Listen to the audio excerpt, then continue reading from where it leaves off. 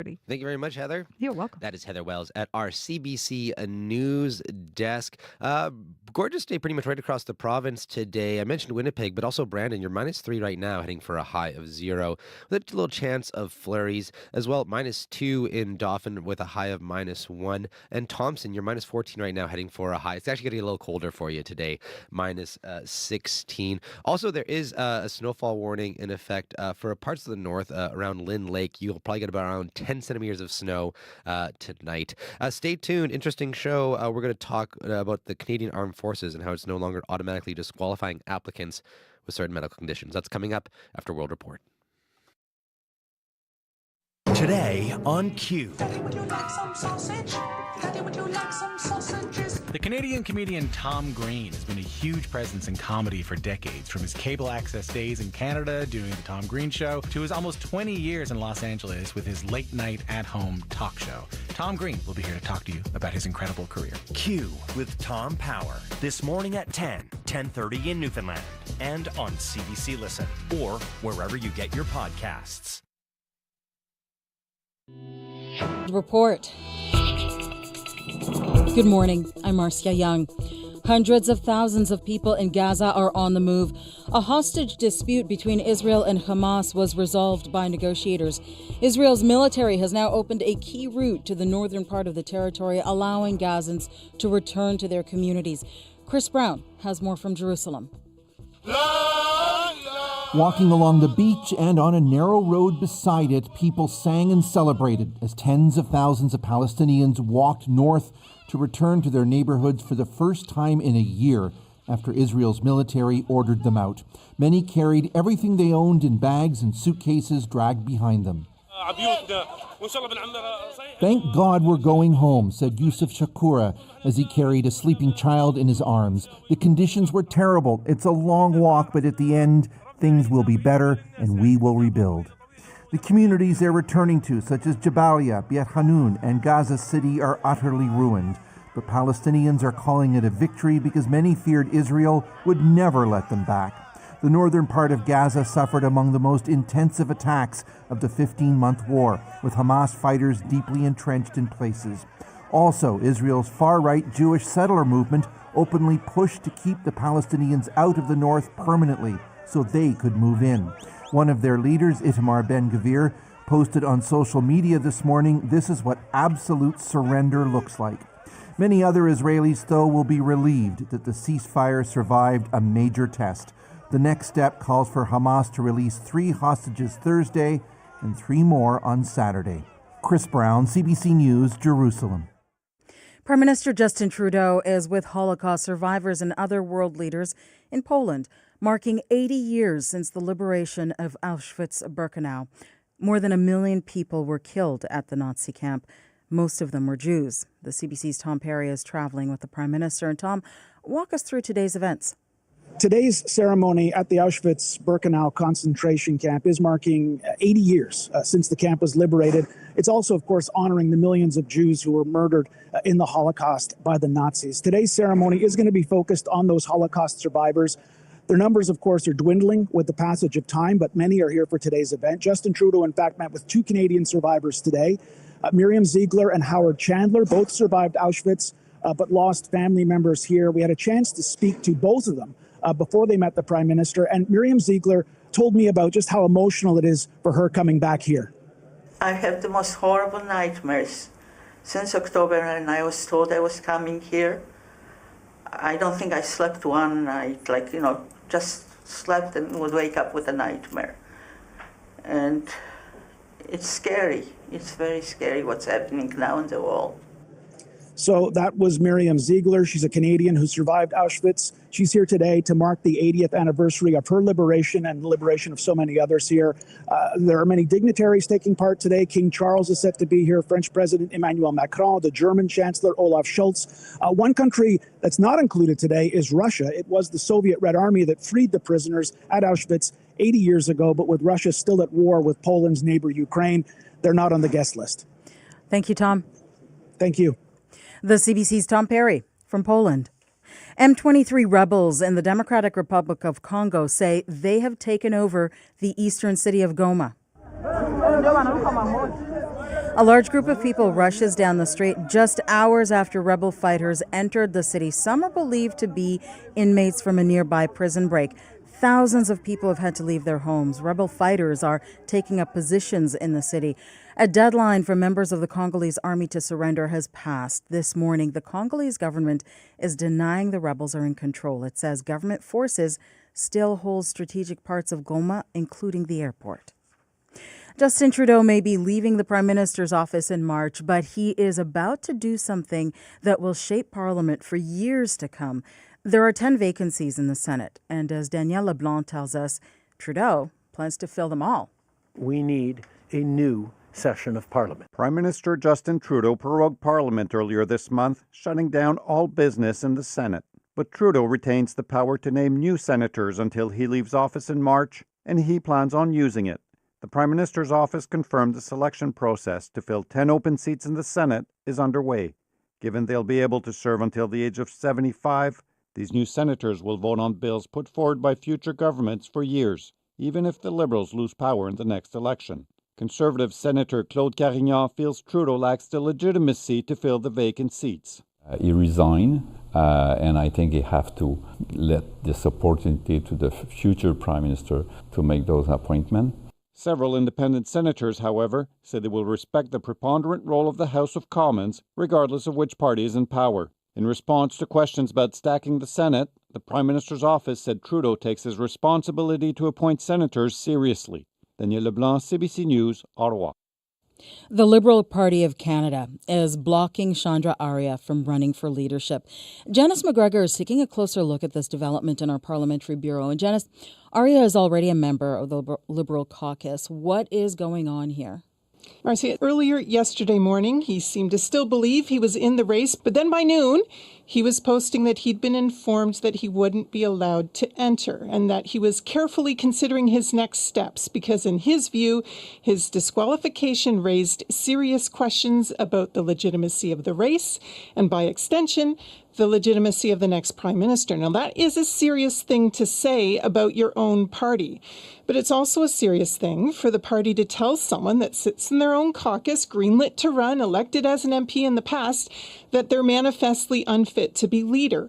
In response to the CBC's questions, the Liberal Party spokesperson quoted the section of the rules that gives the party discretion to do just that, based on their public statements, improper conduct, lack of commitment to democracy, or other reputational or legal jeopardy. The rules require the party's betters to tell the candidate their reasons and offer the candidate an opportunity to respond, but neither the party nor Arya are sharing these reasons. We also don't know yet whether other candidates could be disqualified. The party has up to 10 days to vet candidates and confirm the final ballot. What kind of powers does the party have to stop people from meddling in this selection process? Quite a few. In recent days, we've seen conservatives on social media, critics of the Trudeau government with large followings like convoy organizer Tamara Leach and retired Chief of Defence Staff Rick Hillier, calling on people who oppose, not support the Liberal Party, to sign up in what appears to be an effort to make some mischief. The party says that before any of these sign-ups actually vote, however, they're going to have to provide proof of identification. So if you've signed up your dog will not be allowed to vote. People who want to vote also have to confirm that they're eligible to be a registered Liberal and aren't a member of another party. And there's a $10,000 fine if you're caught lying about that. All right. Thank you. You're welcome. The CBC's Janice McGregor in Ottawa. An Ontario MP is calling out one of Canada's biggest telecom providers for the way it's treating some customers. Several people lodged complaints after Rogers raised prices on their contracts. Some customers are fighting back, but they say they're not all being treated the same. Erica Johnson has this Go Public investigation. Sharon Vincent of Parksville, BC, had just signed a 2-year deal with Rogers for internet and TV when her bill jumped up $21 a month. I don't understand why they would do that. It's a money grab. She learned a clause in her agreement allows the company to increase prices mid-contract. Hundreds wrote to Go Public to complain, but now there's more frustration. Some customers who called the company to dispute the charges got discounts. Others, like Vincent, did not. I just think it's disgusting. You treat all your customers the same way. if you want a good, successful business without a lot of complaints from your customers. NDP MP Brian Massey says Rogers has had millions in government funding and benefits from protection against competition. So customers should be treated equally, he says. An uneven playing field is not just unfair, says Massey. It affects the well-being of some constituents he's heard from. When you're on the phone waiting to try to advocate for yourself, they also get anxiety. They have stress. Realizing you're getting ripped off creates really harmful feelings. Rogers wouldn't say why it treats customers differently. A spokesperson said the company works with its customers to meet their needs and budget. After we spoke to Rogers about Sharon Vincent's case, she called them again. This time, she says, a customer service rep was miraculously able to give her an $18 credit on her monthly bill for the duration of her contract. Erica Johnson, CBC News, Vancouver. And that is the latest national and international news from World Report. News anytime at cbcnews.ca. I'm Marcia Young.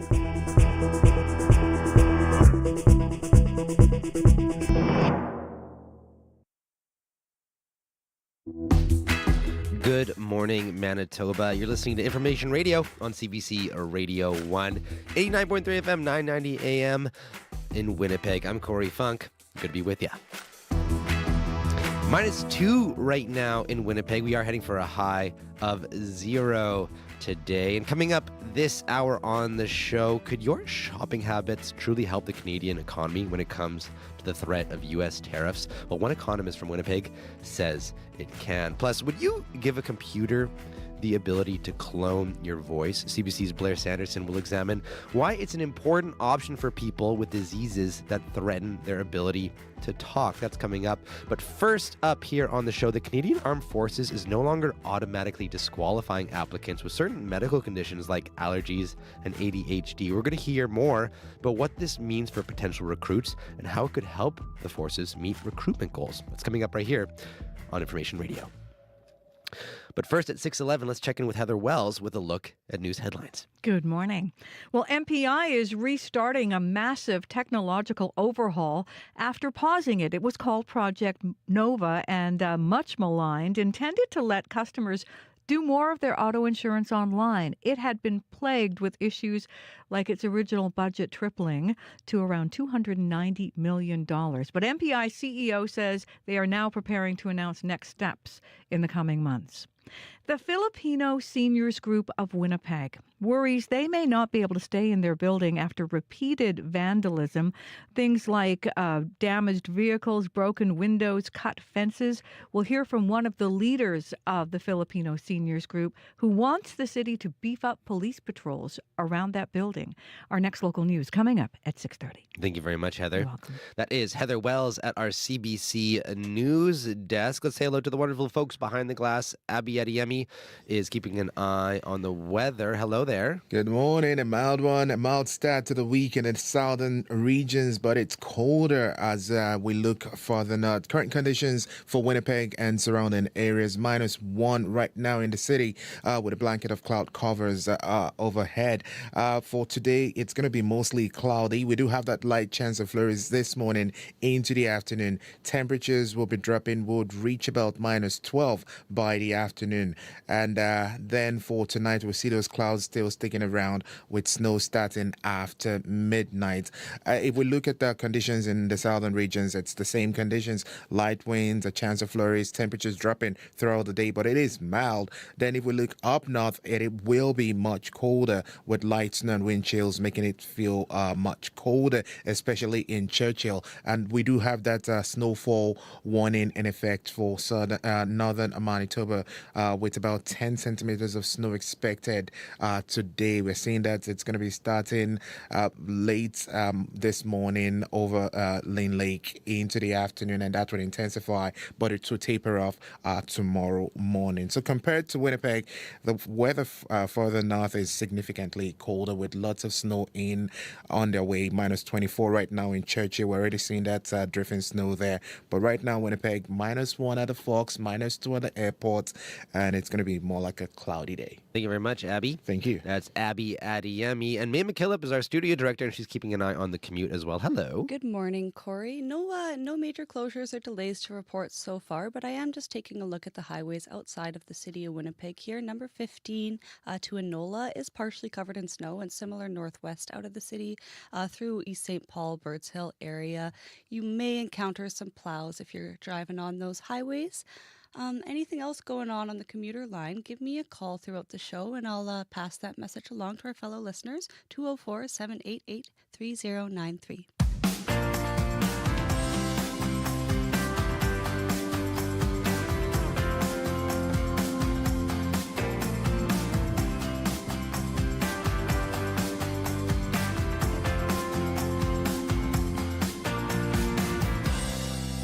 Well, as mentioned, the Canadian Armed Forces is changing its approach to recruitment. They're no longer automatically disqualifying applicants with conditions like allergies and ADHD. This shift comes as Canada looks to recruit an extra 6,000 soldiers this year, and it's happening as President Trump increases pressure on NATO countries, including Canada, to significantly ramp up defense spending. For more on this, we've reached David Perry. He's the president and CEO of the Canadian Global Affairs Institute. Hello there. Hi, thanks for having me on. So what are the key challenges the Canadian Armed Forces are facing when it comes to recruitment and retention? So there's basically three of them. So they're really significantly short-staffed, several thousand positions, and they have been for a few years now. And then on the front end, it's taking them way too long to get people into the system. So it can be upwards of a year to actually go from somebody applying to join the military and actually getting them in. And then on the back end, having a problem with people, particularly people that have specialized training, leaving more frequently and often than the forces would otherwise want them to. So with Canada adjusting its medical standards for recruits, do you think this will help meet recruitment goals? So it could. I think in part depends on exactly how it gets rolled out and what other kinds of policies it's embedded within. So essentially what's being contemplated here, from my understanding, is right now you basically have to be perfectly healthy to join the military, on the assumption that in theory everybody could end up being deployed somewhere, sitting in a trench and not having any access to a refrigerator where you can keep medication. What they're considering right now is when you join, you'd have to be healthy enough to do the initial training that you have to do at basic training. But depending on what specific job you want to do, some people potentially will have to go sit in a trench somewhere without a fridge, and those standards for medical health won't change. But there's lots of other jobs in the military that don't involve potentially deploying someplace where you don't have access to a refrigerator. And for those potential applicants, if you're looking at a job like that and you've got a condition that you can treat and deal with successfully by having medication that's fridge stable, then they're potentially going to make some allowances. And why is the Canadian Armed Forces pursuing these changes now? Like, I know we mentioned, the pressure from U.S. President Donald Trump, but are there any other reasons? Yeah, they've been basically 10% understaffed for several years right now, and that's just simply not sustainable. So they need to do a bunch of things to increase the size of the military and do it a lot faster than the current trajectory, which was going to take them, better part of another decade to get back to the size that they're supposed to have been at, that was authorized in 2017, and then grow beyond that. Because even without getting into the conversation about reaching a 2% of GDP spend on defense, the military needs another about 14,000 people to have enough staff to operate all the equipment that their current government has already committed to buy. So this is on Friday. Defense Minister Bill Blair said Canada can meet a goal of spending 2% on GDP on defense, which is that NATO benchmark that of course President Trump is trying to get everyone to reach. So that would add billions to the defense budget. But what would a significant influx of money actually mean for the military besides maybe being able to hire 6,000 more people? So if they could get to a 2% of GDP spending level and stay there, that would represent a total transformation of the funding model for the Canadian military, which has been basically invested in at between 50 to 60% basically of that level for decades. So spending that extra money, making that extra commitment would allow us to buy defense equipment on a regular ongoing basis. So you hopefully would be able to bring down the average age of platforms. You don't have sailors sailing on ships that are older than they are. You don't have pilots flying planes that are decades, in some cases, older than they are. Would also allow for investment in advanced technology, which is a big consideration for the forces, and potentially some investments in things that are meaningful from a recruiting and retention point of view, like infrastructure on base and potentially housing, because one of the issues that's affecting retention for the military, much like wider society, is whether or not they can have access to a home, particularly when they get moved around a lot. And how do you think the current political climate is shaping Canada's defense and security priorities overall, like worldwide? Well, it's putting a ton of pressure on us. I think we have a very natural tendency to focus on what's coming out of the White House, particularly when President Trump is sitting in it. But he's, in his own highly unique way, reflecting what's really a wider sentiment from our core allies, that the world has changed a lot. There's big threats from China and Russia in particular. We need to take defense a lot more seriously than we have, and that Canada bluntly has been free riding on our allies and the United States in particular. Well, David, thanks so much for joining us this morning. Really appreciate your time. Hey, thanks for having me on. David Perry is the president and CEO of the Canadian Global Affairs Institute. We carry a world of information in our pockets because we want to know. Breaking news that shapes our world. Staying on top of stories around the globe. And connected close to home. It's news you can trust. Delivered when you want and where you want on Canada's News app. Now with CBC Radio 1, local and live. Download the CBC News app for free.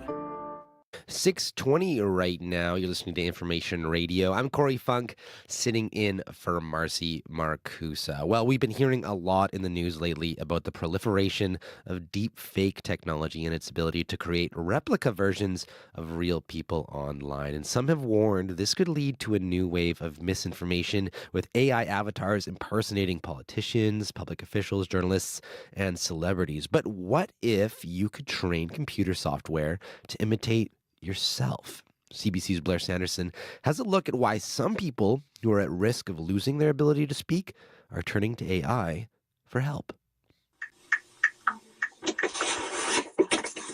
Okay, you ready? This is Tony Dubois getting ready to demonstrate a computer simulation of his voice. He was diagnosed with ALS a little more than a year ago. It's a disease that often progresses to a point where people lose their ability to talk. Yes, that's exactly why I did it. I was told that I should do voice banking while I could still speak. That is Dubois' real voice, recorded during an interview over FaceTime. Now, here is his simulated voice, repeating exactly what he types on his iPhone. I have been diagnosed with ALS and am using technology to try and make my life as simple as I can. I will be participating in the walk to help find a cure for ALS this Saturday. And now, back to his real voice. I was surprised how well that it turned out. I anticipated that it would be more robotic, but it was actually quite impressed with it, actually, for being a fairly new technology. For more on how this technology works, Apple has provided tutorials available online. Before you start recording, make sure you're in a quiet room with minimal echo or background noise. All right, I'll just go into one of our soundproof booths here.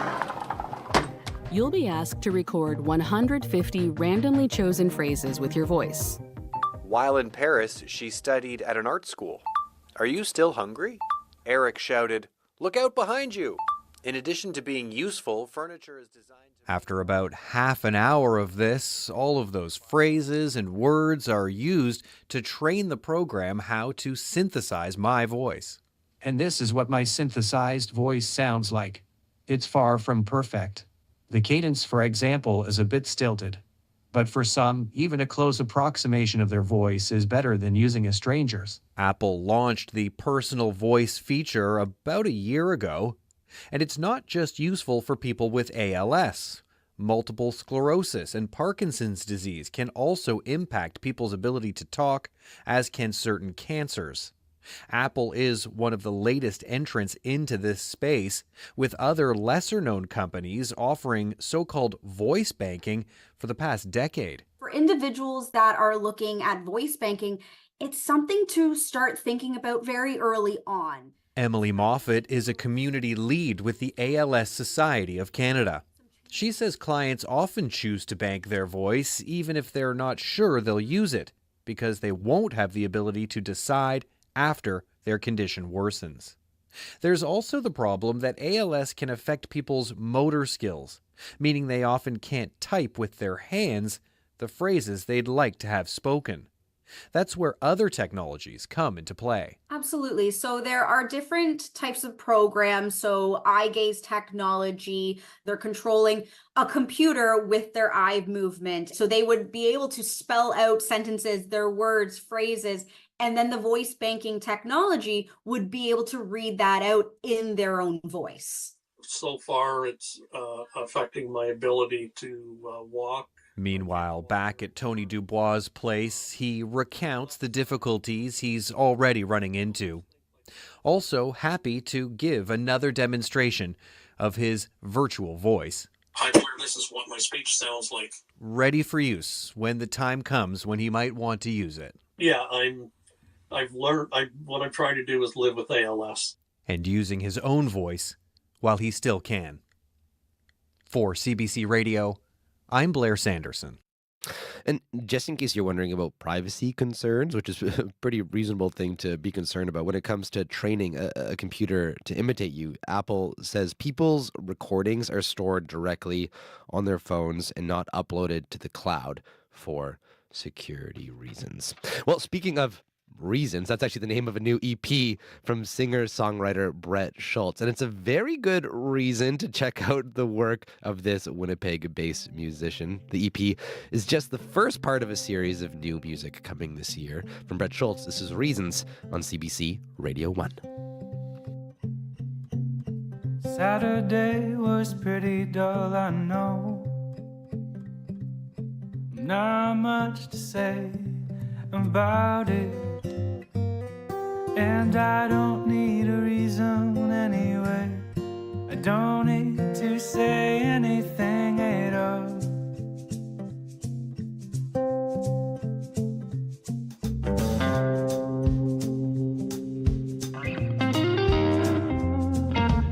Sometimes I think you're in my life, and other times I cannot tell the difference. Give a signal anyway. I gave you no reason to say.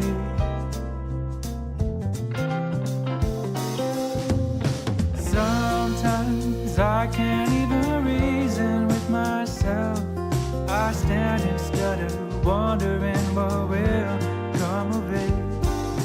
Maybe someday I will try again to listen to reason again.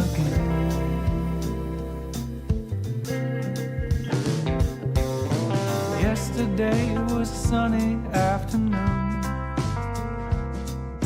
The birds are gone as summer's blown away. I do not even care that it's gone. I've always preferred it this way, always. Sometimes I can't even reason with myself. I stand and stutter, wondering what will come of it. Maybe someday I will try again to listen to reason again.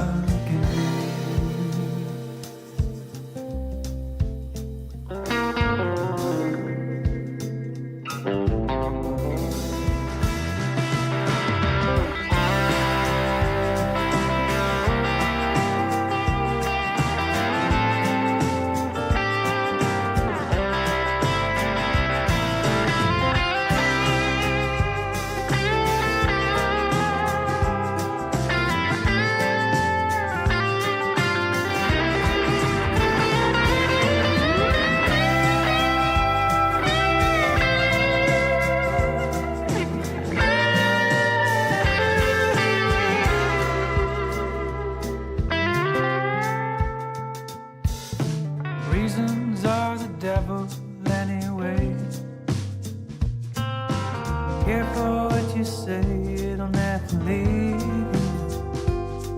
To think I've never looked at it this way. I guess sometimes there's reasons to say.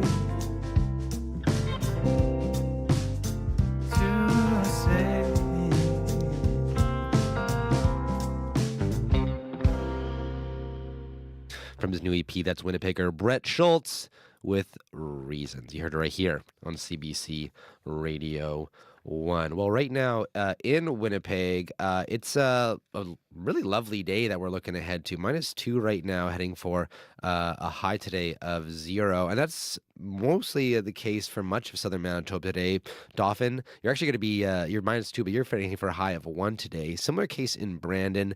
You're heading for a high of 0. You're -3 right now, but a 30% chance or so of flurries. Up north, though, Thompson, you're -14. It's only going to get colder for you today, actually. -16. It's going to dip down to today for your high. Also some chance of flurries for you. Well, still to come in our business report with Phil Demont, a trade war almost broke out over the weekend between Colombia and the United States. We're going to hear what that means for Canada. Also, an 11-year-old turned down $500,000 for a baseball card. We're going to hear why. That's coming up after your CBC Winnipeg News. This is CBC News. Good morning. I'm Heather Wells in Winnipeg. At 6:30, it's -1, and Winnipeg is melting as we start this final week of January. A high today of 0. It will be a little blustery, cloudy. The wind northwest 30 gusting to 50 this afternoon. Manitoba Public Insurance is forging ahead with its much-maligned technology overhaul project. It paused that project last year. Project Nova was intended to let customers do more of their auto insurance online. CEO Satvir Jatana has told a legislative committee the project had to be paused after major defects and a budget tripling to almost $290 million. I can't sit here and say that we have realized the full value of that. So hence why we needed to pause. We needed, with this board, with this leadership team, to ensure that we don't just continue to spend ratepayers' dollars without delivering value. The corporation has spent $162 million on Project Nova so far. 2 of the 4 phases are completed, and MPI promises to reveal more about next steps in the coming months. Canada's premiers are launching a renewed effort to strip interprovincial barriers to trade.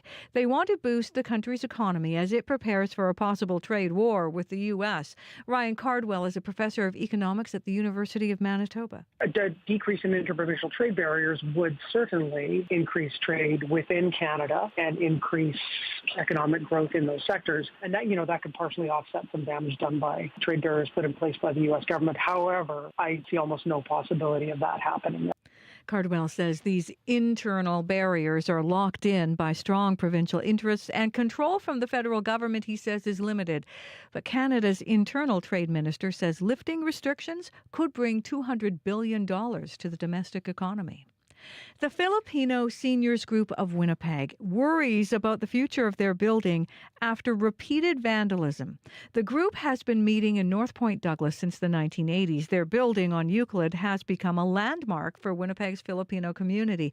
But many have stopped going and renting out that community center because of the vandalism. Ida Champagne has been with the group since it began. She says fewer people come and their funds drop. Champagne doesn't want to see the landmark disappear. We love this place. We love this community. We've been here for so many years, and we don't want to move anywhere else, but we have no choice. If people won't come here, how are we going to be able to sustain the needs of this building? Champagne is calling on the city to beef up police patrols in the area. Justin Trudeau is in Poland on what is possibly his final international trip as Prime Minister. He is at the site of a former Nazi death camp with a number of world leaders and elderly survivors, marking the 80th anniversary of the liberation of Auschwitz. The Nazis murdered more than 1 million people at that camp in southern Poland, which was under German occupation during the Second World War. The majority were Jews, killed on an industrial scale in gas chambers, but the Germans also murdered Poles, Roma, Soviet prisoners of war, and others who were targeted for extermination under Nazi racial ideology. You can hear more on this story as well as more national and international news coming up on World Report at 7. It will be Philadelphia against Kansas City in this year's Super Bowl. The Eagles advanced yesterday with a lopsided win over Washington. Kansas City earned its spot with a victory over Buffalo. And for KC, it means making a shot at making Super Bowl history. To reach a level that's never been seen before in the history of the NFL, a chance at 3 consecutive Super Bowl titles. Kansas City gets their shot at a third straight Super Bowl win February 9th, with this year's title game being played in New Orleans. Well, a brilliant start for the Winnipeg Jets.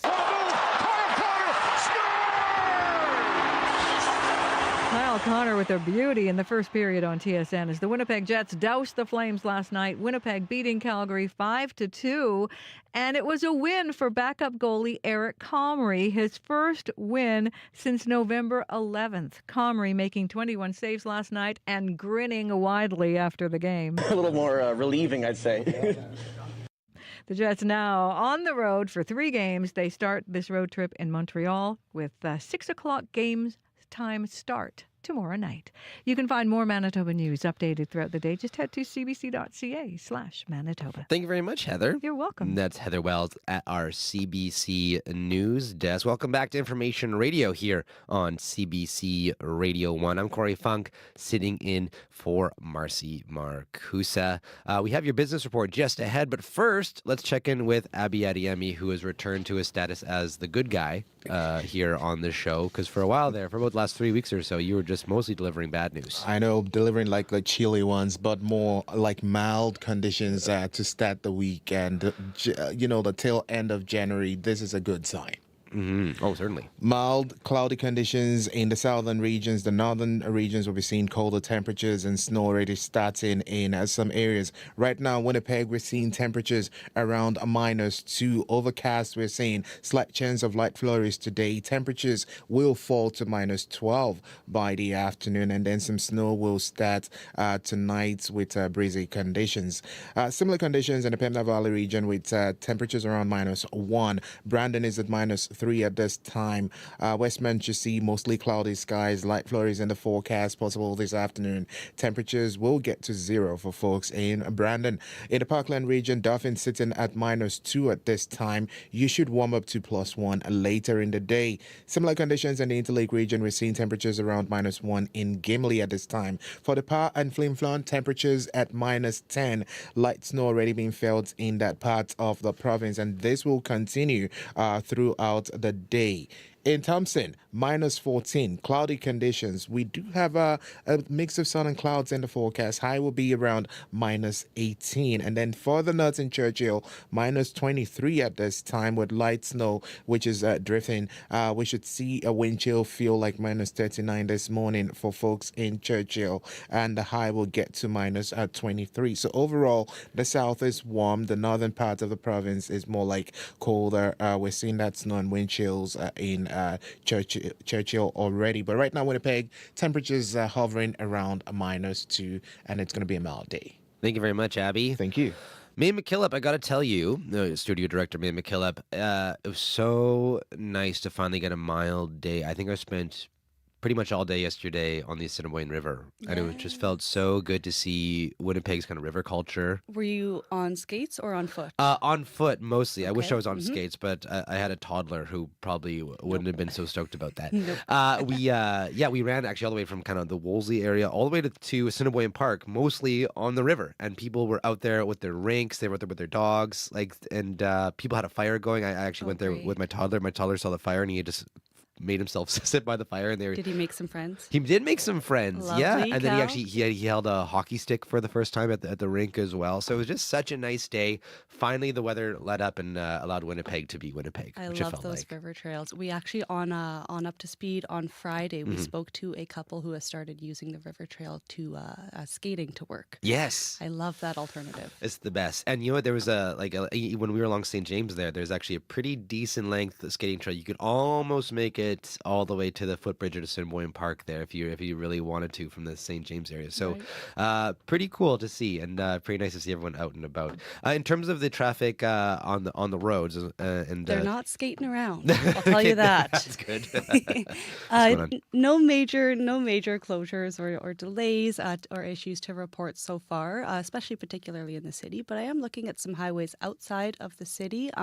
Highway number 15 to Enola, it's partially snow covered, and similar on highway, if you're kind of going through the East St. Paul Birds Hill area, northwest out of the city of Winnipeg, some partly covered conditions, but I can see those two highways have plows moving along.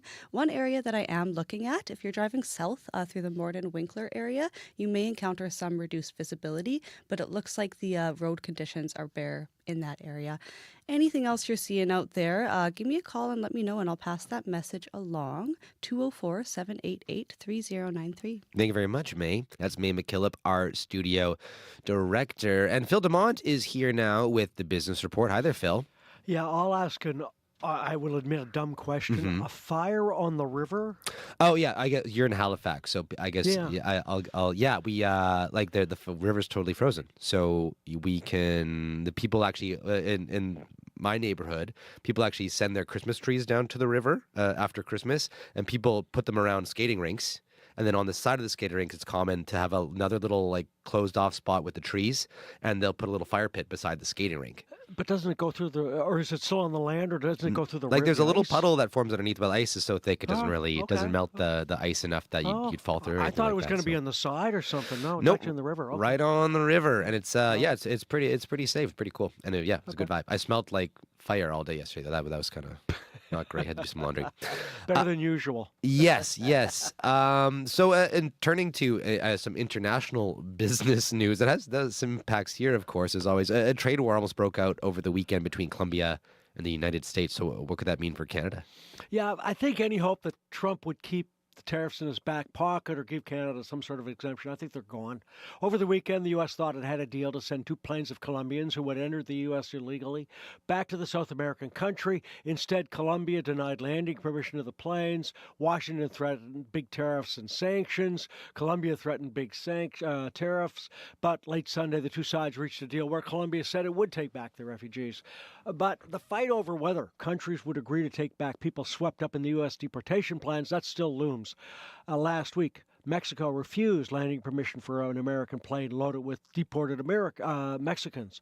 Trump's already said he would impose a 25% tariff on goods coming from Mexico and Canada. And in 2023, Mexico actually was the U.S.'s largest trading partner, exchanging almost $750 billion worth of goods.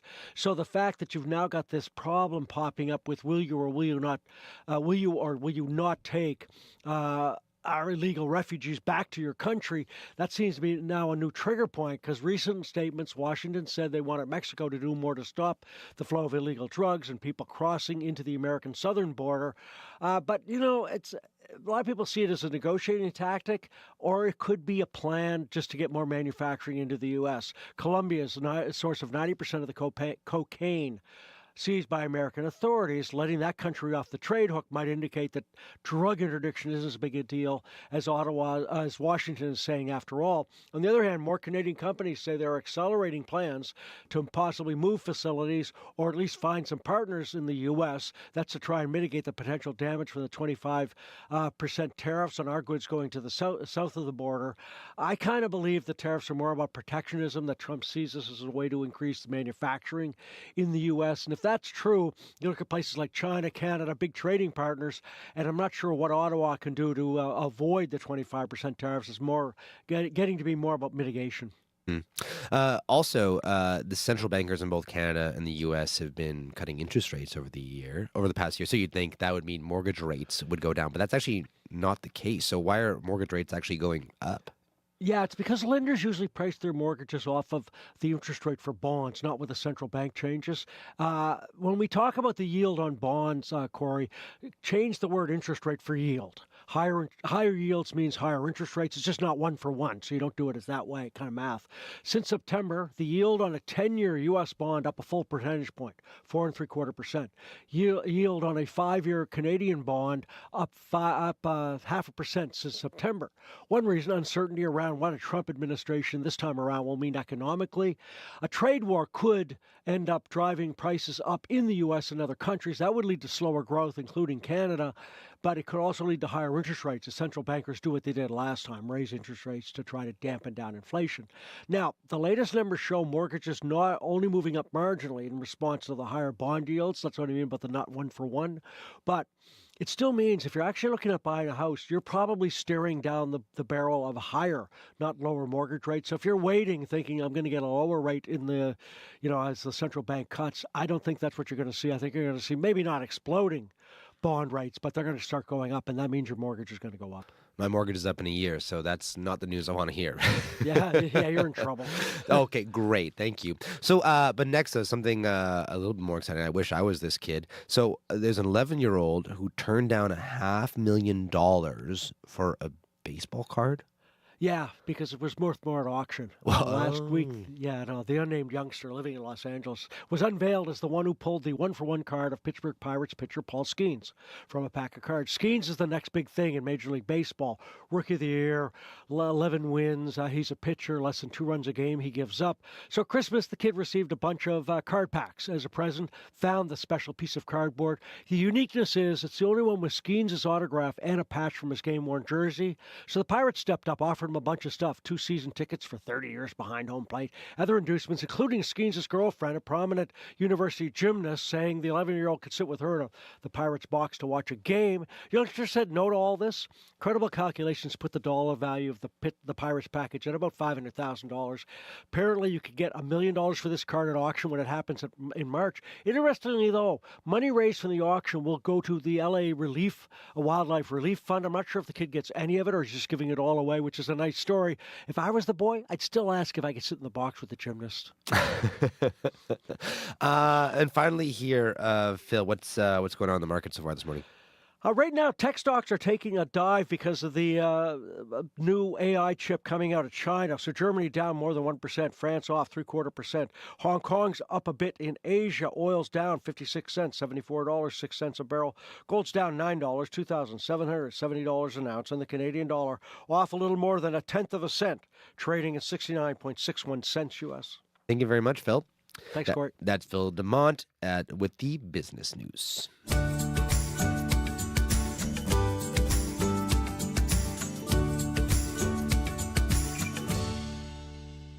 Well, we're going to keep talking trade here, but keep it a little bit more local. When it comes to the Canadian economy, we're often encouraged to buy made in Canada products, but not everything can be made in Canada, especially when it comes to food products grown in warmer climates. And as the threat of hefty tariffs looms over Canada, we'll likely see the cost of American-made goods go up.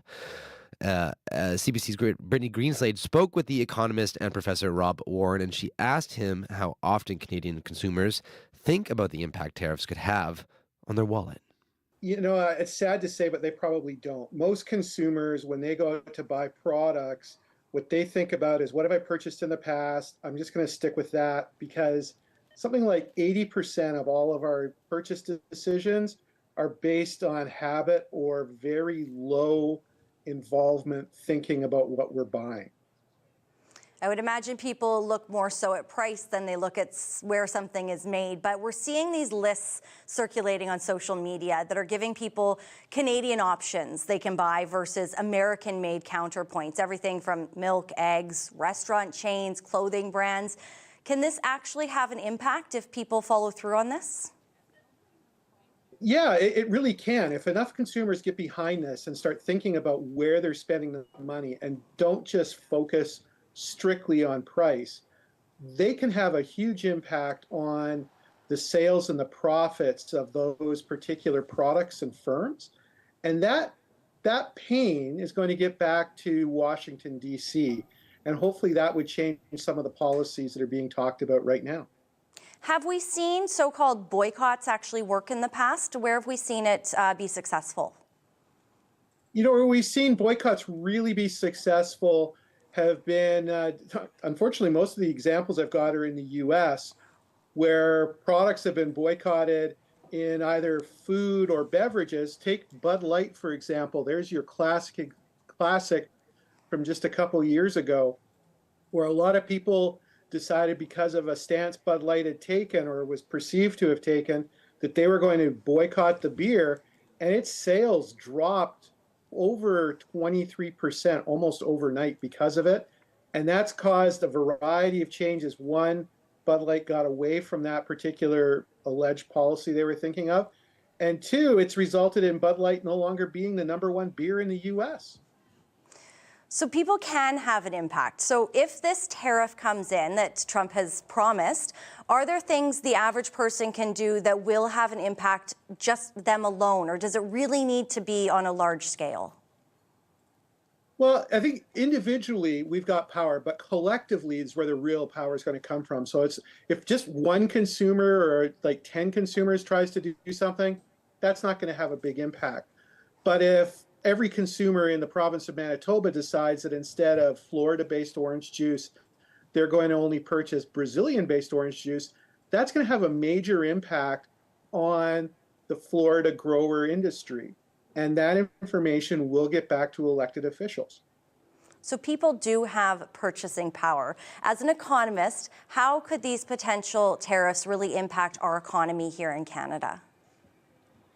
Well, unfortunately, if the tariffs come in as they're stated, it's going to be a major impact for the Canadian economy, and particularly provinces like Manitoba, which are very, very export dependent upon to the U.S. One of the things you're going to see is no doubt a slippage of the economy towards some sort of recession, because growth will be cut as one of our major markets is suddenly dropping the amount of purchases it's making from us. I think you're going to see the dollar will decline even more. And I'll be honest with you, the dollar's in pretty rough shape right now. If it goes any lower, that's going to have a material impact on Canada's ability to buy other things internationally. And also for anybody who wants to make a travel trip to the US, that's going to have a major impact as well. You might see some inflationary pressures, but I'm thinking it's going to be much more in terms of just the slowdown in production, which will lead to higher unemployment. That's Rob Warren. He's an economist and professor at the University of South Dakota, also a former Winnipegger. He spoke with CBC's Brittany Greenslade. Well, 6:51 right now. And next on the show, I want to take you now to a story of writing with feeling. And it's one that many Canadians spend this month thinking about. You might be asking what this device right here is. And that's what today's video is all about, my friends. Braille. That's social media creator Molly Burke in a YouTube video explaining Braille. January is Braille Literacy Month, and CBC producer Luke Williams is here to tell us more about it. Good morning. Good morning. So what's the focus of Braille Literacy Month? Yeah, so this month, Braille is celebrating 200 years of use, give or take. True to the old adage, never reveal your age. There's conflicting reports as to just how long it's been used. What we do know is that it is the most used tactile language. As with anything that's that old and has been around that long, the focus of Braille Literacy Month is really understanding why it's still here and in use. Now, Braille, it's primarily a language that's taught to younger children as they begin to lose their sight. Molly Burke, who we heard off the top there, she started learning at 4 after a year of pre-Braille training to get her fingers ready. Here's what she had to tell me about that process. I think it's always a little easier to learn something when you're young. Our minds are just so adaptable at that age, and at the end of the day, that is the age when most kids are starting to learn how to read and write. I'm so grateful that I did learn when I was young, because even though I kicked up a fuss, and I admit that I didn't want to learn Braille because I could see print and I didn't want to feel different from my peers, I'm so grateful I did, because I ended up losing the majority of my vision at 14, which was a lot younger and quicker than they expected. And today, Braille is something I use pretty much in my everyday life. for many blind and low vision people around Manitoba, but also across Canada, like Molly Burke, Braille has really become a foundation of their life, something to trust. And that's really the focus of Braille Literacy Month. So Braille's actually been around for 200 years. So, I can't help but wonder, why hasn't it been replaced yet with something maybe more, I don't know maybe what the word is, maybe more modern? You say you wonder about something it could be replaced by. Just off the top of your head, what do you think that could possibly be? Yeah, I guess you kind of got me there. So the big one that I hear time and time again is technology. It's something that often creeps into our lives and offers be-all solutions. Now, there's lots of great technology for blind and low vision people out there. Apps like Be My Eyes are helping guide. Augmented QR codes are helping to read labels and product info. Audiobooks are a great way to consume Braille books, but there's a reason it keeps finding its way onto signs in buildings and books. Here's what blind author and early childhood educator Justice Bushy had to tell me about at least her relationship between Braille and technology. I love technology, but that doesn't take away from my usage of Braille. And I know a lot of blind children aren't learning Braille because technology is taking over and they don't think it's necessary, but they just haven't realized that they are going to use it, especially in elevators, finding washrooms, finding office numbers. It's just so important because that's not something technology can do. And even if the app says it can find little details, it probably can't because it has to be in specific lighting. So it's just not reliable. Whereas your Braille knowledge will always be reliable. And you can always rely on that. Whereas technology, there's just no knowing. That trust in Braille skills and fear of reliance on technology is something that Molly Burke also felt strongly. She believes, though, there's also a strong cultural element to the reason that Braille's still around after 200 years, give or take. It's a huge part of our community, our history, our culture, as blind people, but also you never know when your phone's going to be dead. And sometimes I honestly just don't want to feel attached to my phone. So technology is likely to continue creeping, and it's going to help out in many ways.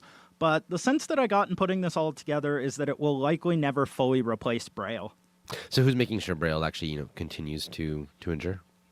Yeah, so aside from daily users like Molly Burke and Justice Bushy that we heard, here in Canada, there's organizations like Braille Literacy Canada and the Canadian National Institute for the Blind, or the CNIB. Those organizations help daily to protect and educate in Braille.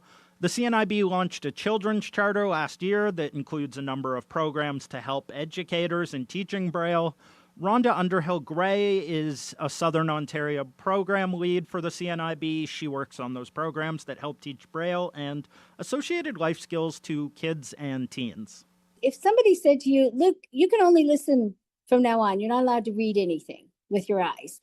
You think about the barriers that would put up. So for us to be able to prepare young people or people who have had recent sight loss to read Braille is essential. I know that not everybody can learn it. A lot of people, as they get older, whether they have a mental block around it or they don't have enough sensitivity in their fingertips to learn it, it's not for everyone. However, it is a key piece not only to literacy, but to independence.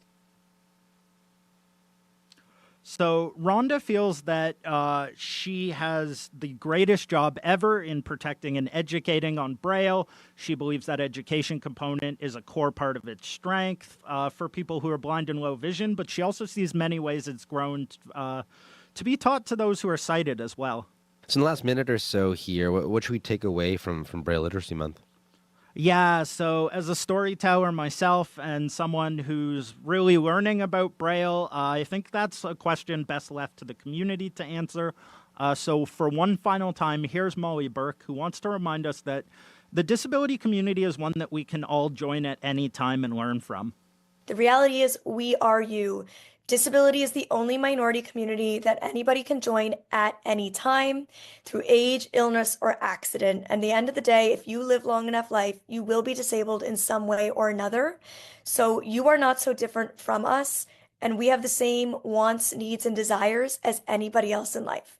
So please stop othering us, stop dehumanizing us, and seek out learning and getting involved with our community. Whether you're coming to Braille's 200th birthday party, give or take, as a person with a disability, an ally, or just someone taking a moment to learn, this is an invitation that's open for the rest of the month and anytime going forward. Thank you very much, Luke. Thanks for letting me share. That's Luke Williams. He's a CBC producer in Hamilton, Ontario. Heather Wells, time for a look at news headlines. Good morning. Well, Manitoba Public Insurance is forging ahead with its much-maligned technology overhaul project. It paused Project Nova last year. That project intended to let customers do more of their auto insurance online. And the Filipino Seniors Group of Winnipeg worries they may not be able to stay in their building after repeated vandalism. We'll hear about that coming up in our next local news at 7:30. Thank you very much, Heather. That's Heather Wells at our CBC News Desk. Still to come here on Information Radio, over 300 kids flocked to audition for Rainbow Stage's production of Frozen, and they auditioned for one of two roles, Elsa or Anna. We're going to hear from some of those youngins who are hoping to make it on stage coming up after World Report. Stay tuned.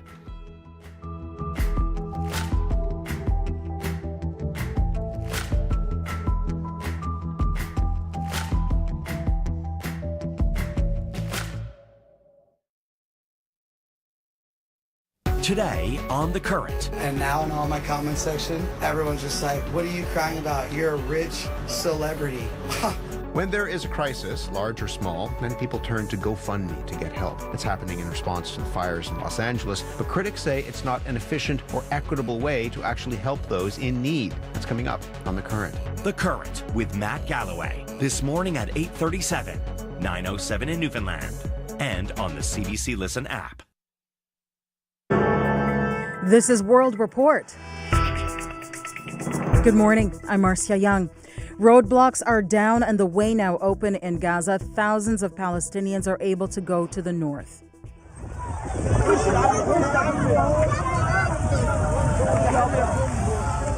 Israel's military has opened a key route to the northern part of the territory. A hostage dispute between Israel and Hamas was resolved by negotiators. And this morning, some Gazans can return to their communities. Chris Brown reports from Jerusalem. Walking along the beach and on a narrow road beside it, people sang and celebrated as tens of thousands of Palestinians walked north to return to their neighborhoods for the first time in a year after Israel's military ordered them out. Many carried everything they owned in bags and suitcases dragged behind them. Thank God we're going home, said Yusuf Shakura as he carried a sleeping child in his arms. The conditions were terrible. It's a long walk, but at the end, things will be better and we will rebuild. The communities they're returning to, such as Jabalia, Beit Hanun, and Gaza City, are utterly ruined. But Palestinians are calling it a victory because many feared Israel would never let them back.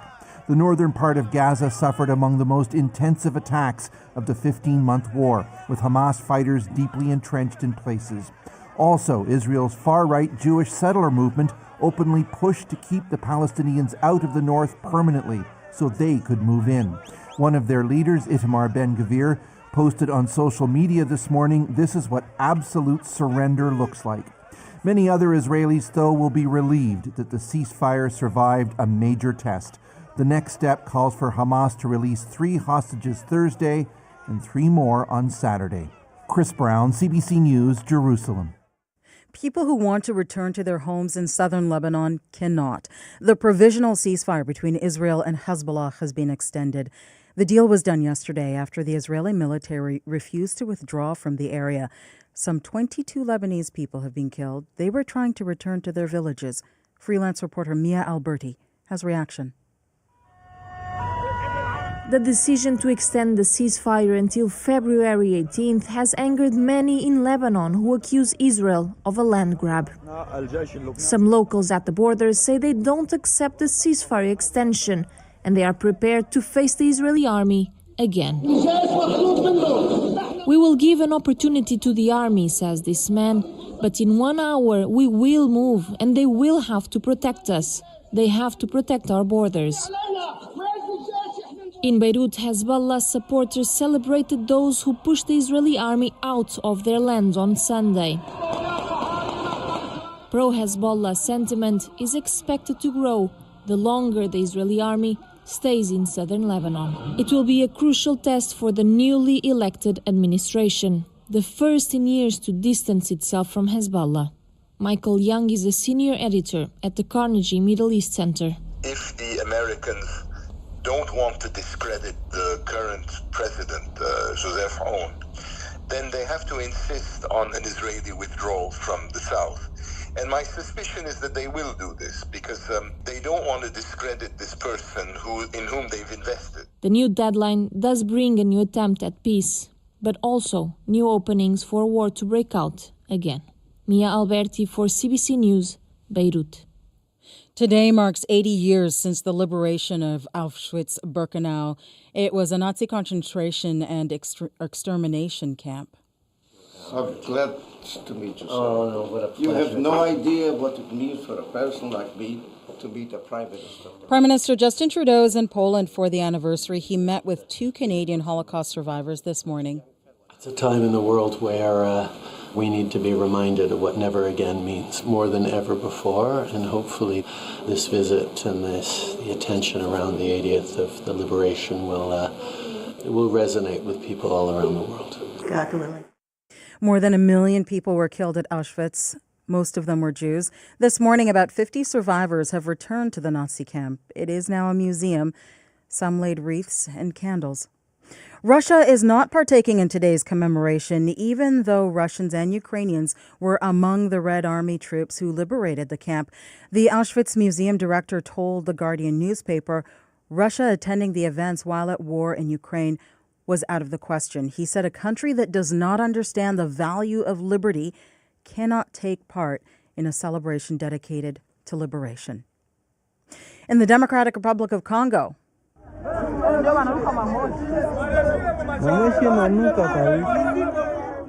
people run through the streets of Goma after M23 rebels enter the city. The rebel forces say it is now under their control. Thousands of people have been forced to leave their homes. The fighting between the Rwanda-backed forces and the Congolese army continues. Congo's government is calling it a declaration of war. The rebels have ordered members of the Congolese army to surrender their weapons and gather at the city's central stadium. This morning, government officials are denying the rebels are in control of Goma. It says Congolese forces still hold strategic parts of Goma, including the airport. U.S. President Donald Trump is declaring victory after an immigration dispute with Colombia.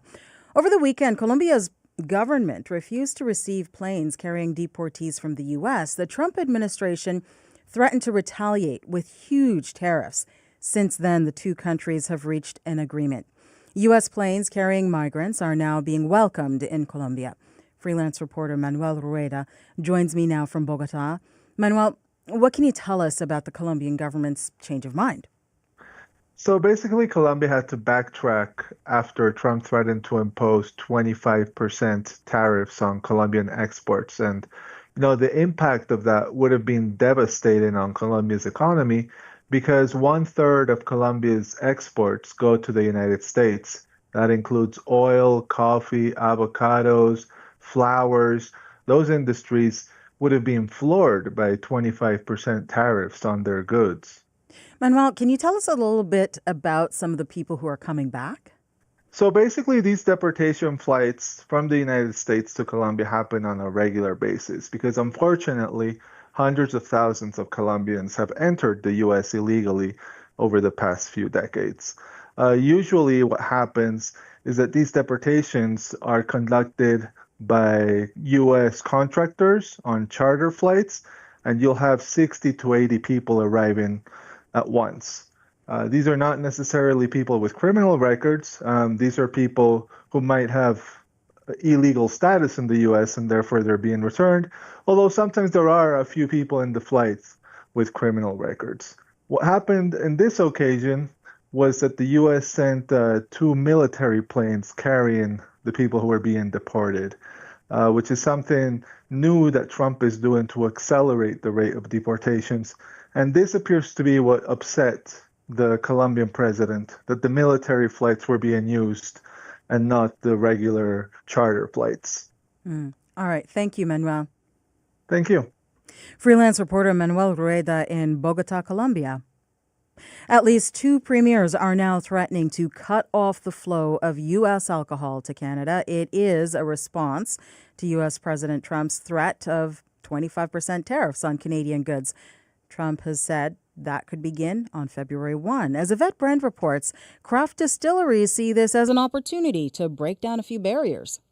And it's just chock-a-block full of multinational products, and almost none of them are from British Columbia. Tyler Dyke, president of the Craft Distillers Alliance of Canada, says the U.S. trade threat could be an opportunity to boost sales of Canadian-made spirits. Sometimes it's harder to move stuff across the provincial border than it is to ship outside of Canada or bring inside of Canada, which is ridiculous. But Jeff Guinard, executive director of the Alliance of Beverage Licensees, says this is bad news for a hospitality industry that needs certainty. It doesn't really make any sense to get into a trade war with your best friend and, neighbor. He says while he hopes this helps local distillers and beer and winemakers, cross-border trade is a much bigger business. About $400 million of alcohol comes up from the United States to Canada every single year. For Vancouverite Egan Davis, the dispute makes no sense. The United States is so close, and it just makes sense that they would be we would be very good trading partners. It's just regrettable that we're in this position. Davis hopes the whole thing blows over. Until it does, he's stocking up on tequila. From Mexico. So. Yvette Brand, CBC News, Vancouver.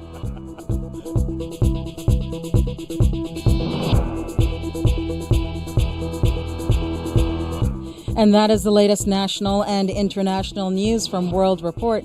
News anytime at cbcnews.ca. I'm Marcia Young.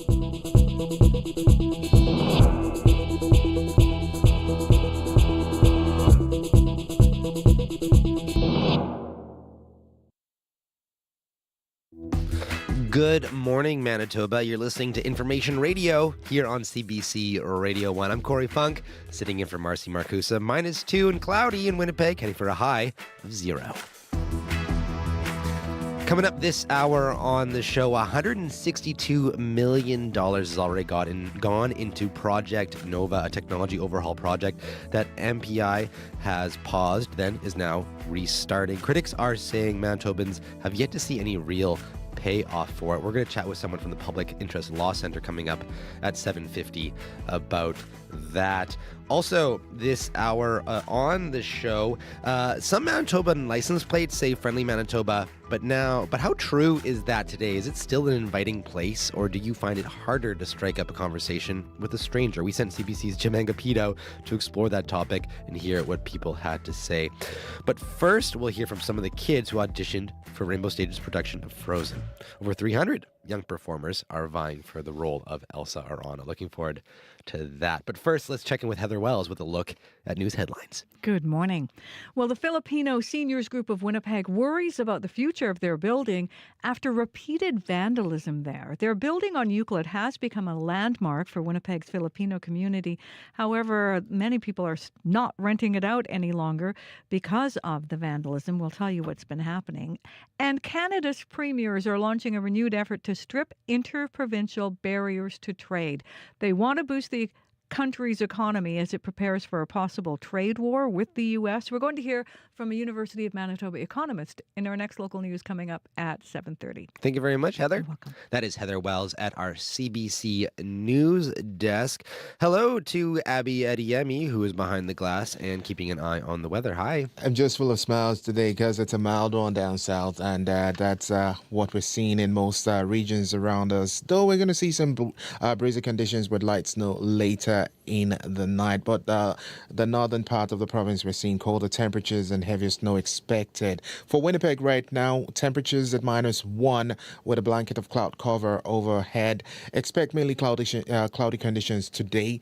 We do have a slight chance of flurries this afternoon. Our highs will be near 0 degrees, and then these clouds will stick around tonight with snow expected to begin after midnight with some windy conditions overnight. tonight. Looking at the southern regions, I'm seeing cloudy skies, light winds, and there's a slight chance of flurries in most of the regions. We'll see temperatures dropping throughout the day and hovering near freezing most likely. And in the upper northern part of the province, we're seeing colder conditions with snow and wind chill, making it feel colder, especially in Churchill, that we're seeing temperatures around minus 24 at this time. But right now, Winnipeg, we are just hovering at -1, -2 at the airport, and it's a mild stat.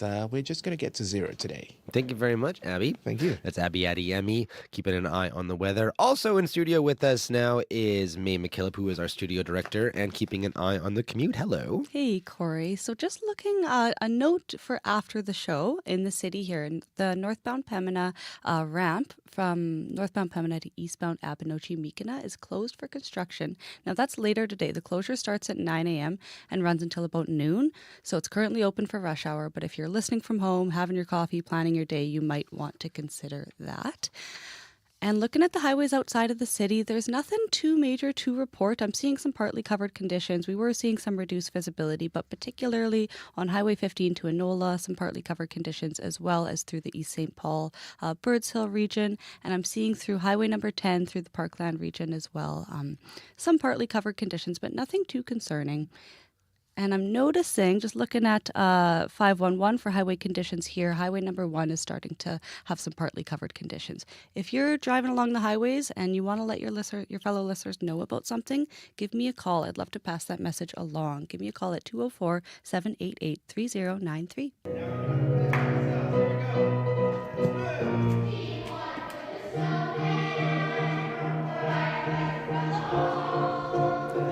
Does that song sound familiar?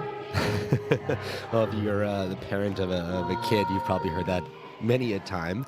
It's Do You Want to Build a Snowman? It's in Frozen, and it could be heard throughout Crescent Arts Center this weekend, and that's where auditions were being held for Rainbow Stage's musical production of Frozen, and over 300 hopeful kids were there for their chance at playing either Elsa or Anna. And CBC's Felicia Adams spoke with Anna hopefuls, Madeline Blewett and Killian Shy. And what role did you audition for? Little Anna. Oh, and why do you like Anna? Because she's very energetic and because she is a very, very, very, very, very, very, very interesting person. She's an extrovert, and I like the extroverts because I'm an extrovert. What do you like about Frozen? I mean, why audition for Frozen? Because I really just want to be on stage. I really like the movie Frozen, and it's really awesome. And why not Elsa? Elsa, she's an introvert. She's not on stage enough.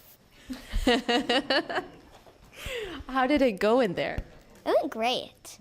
What about it? The singing and the scales we did. Was it a bit nerve-wracking or? No, not at all. I love that. Is there? Well, you're doing so well. You're tripping me up. What's the most magical thing that you about Anna? That she keeps trying to get her sister to come out of that room. She won't give up after a year and year and year until like 1 year she eventually stops doing it. Who are you auditioning for today?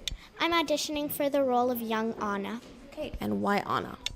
Because I think Anna is a very strong, brave, and intelligent person, and Anna's personality is a lot like mine. What about Frozen do you like so much? Well, I like that the message is kind of like in the movie, the message that Anna kind of gives out is that even if you don't have magical powers and you're just a normal person, you can do anything you want and you're still strong. And how did the audition go for you?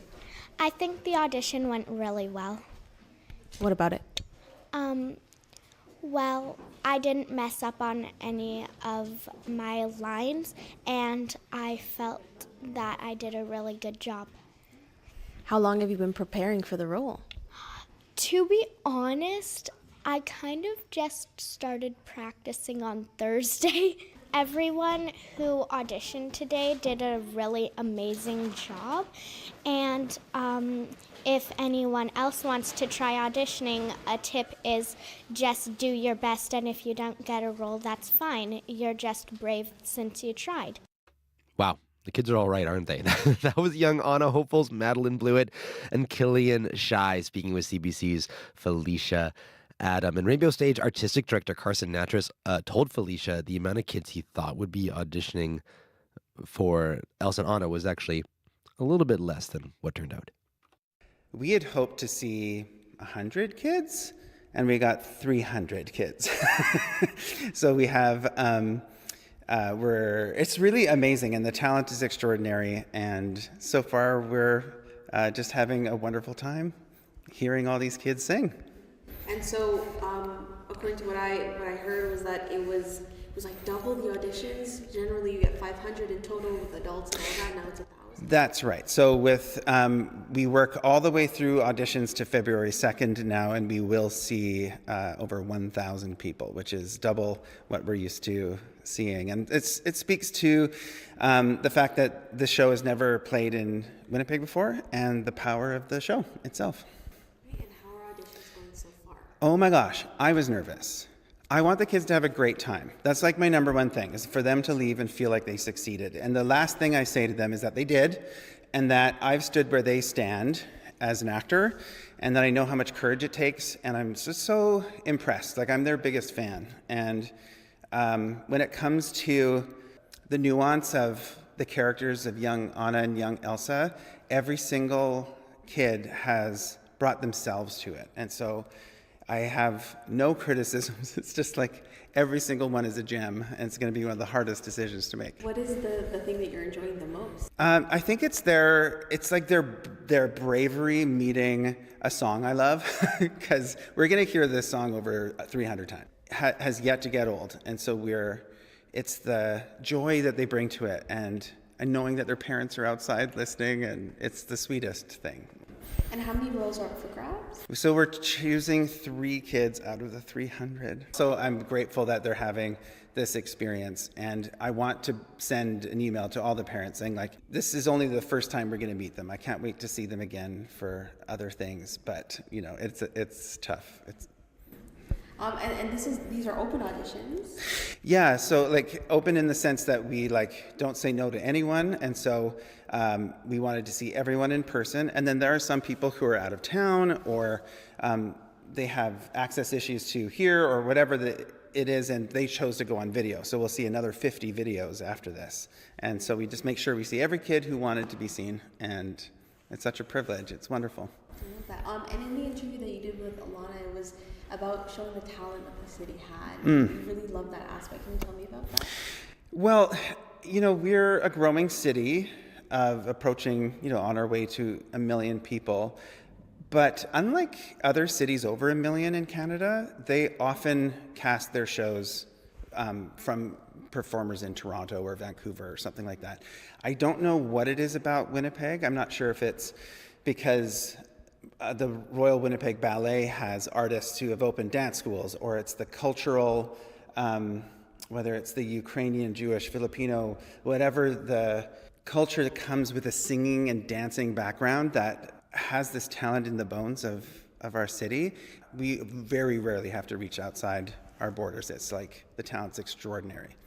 That's Carson Natras. He's the artistic director for a Rainbow Stage, who is speaking with CBC's Felicia Adam. And congrats to everyone who auditioned this weekend. I know as a former theater kid myself, the audition itself, even though they're only choosing 3, the audition itself is a big achievement. And it was, I'm really happy for you that you got to get out and experiencing that. I'm sure it's the first of many auditions for all of you who showed up. Well, 7:21 right now here on Information Radio. Sports is just ahead, but first we got some time for some music. If you're excited about what the new year is going to deliver musically, head over to CBC's list of 22 albums we can't wait to hear. It features a range of Canadian musicians putting out new albums in 2025. And there you'll find Art Deco's Serene Demon album coming out on Valentine's Day. And from it, here's The Traveler.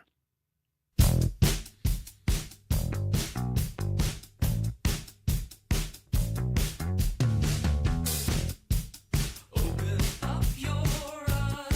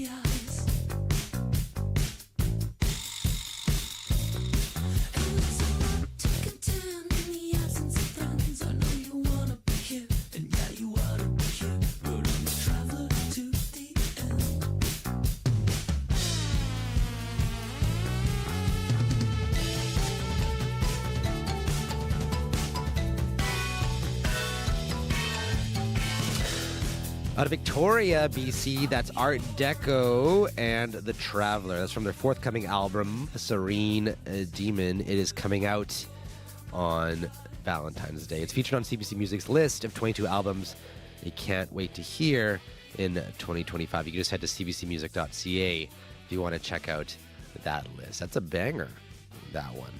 Well, next up here on the show, Scott Regehr is with us with a look at morning sports. Hello there.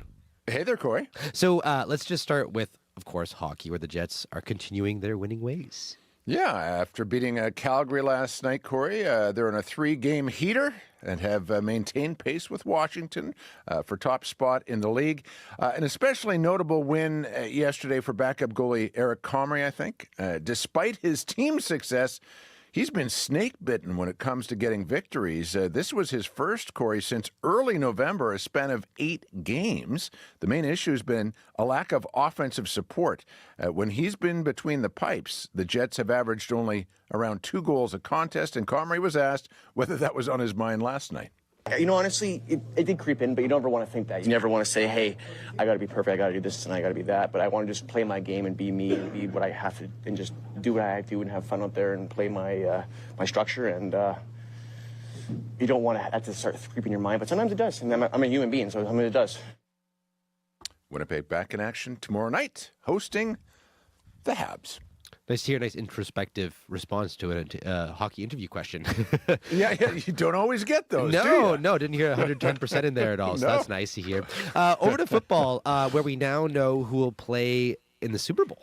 We do, and tell me where we've heard this before, Corey. It will not be the Buffalo Bills.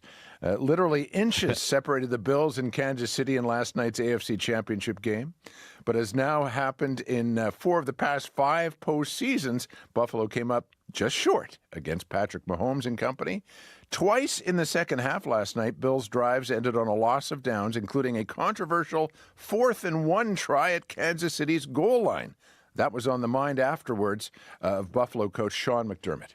You know, we're down 3 with the ball in Josh's hands, and I felt really good about our chances. I really did, and you know, give credit to their defense. They made the stops there, and then that one ball falls short. It's a shame. We had a great season, and this is a team I'll remember for a long time. The Bills have had plenty of great seasons of late, Corey. Over the past 6 campaigns, no team in the NFL has won as many games without appearing in a Super Bowl. Aww. So they will watch on TV this year instead as Kansas City and the Eagles do battle. Wow, Philadelphia. All the talks about their league-leading defense, and it should be, but Saquon Barkley and that running game, they play old-style football, the Eagles. And that's why they're in the big game, which will go February 9th in New Orleans. It also was a very busy sports weekend. So what else stands out to you from the weekend? Well, curling-wise, Corey, Winnipeg's Kate Cameron beat Winnipeg's Beth Peterson to take the provincial playdowns and secure a berth in the Tournament of Hearts, which will be contested starting on Valentine's Day in Thunder Bay. Already pre-qualifying were Carrie Anderson and Caitlin Laws. And let's finish off with Canadian success on the slopes. Coming down this final drag strip, can the Canadian come on top for the first time in over 40 years? Are you kidding me? He's done it! Holy smokes! And look at the celebration! Jumping Jack Flash! As in Toronto's Jack Crawford winning at Kitzbühel, the Super Bowl of downhill skiing, as they call it. First Canadian to do that, Corey, since Todd Brooker in 1983. Not bad at all. Wow, jumping Jack Flash. I love that. Thank you very much, Scott.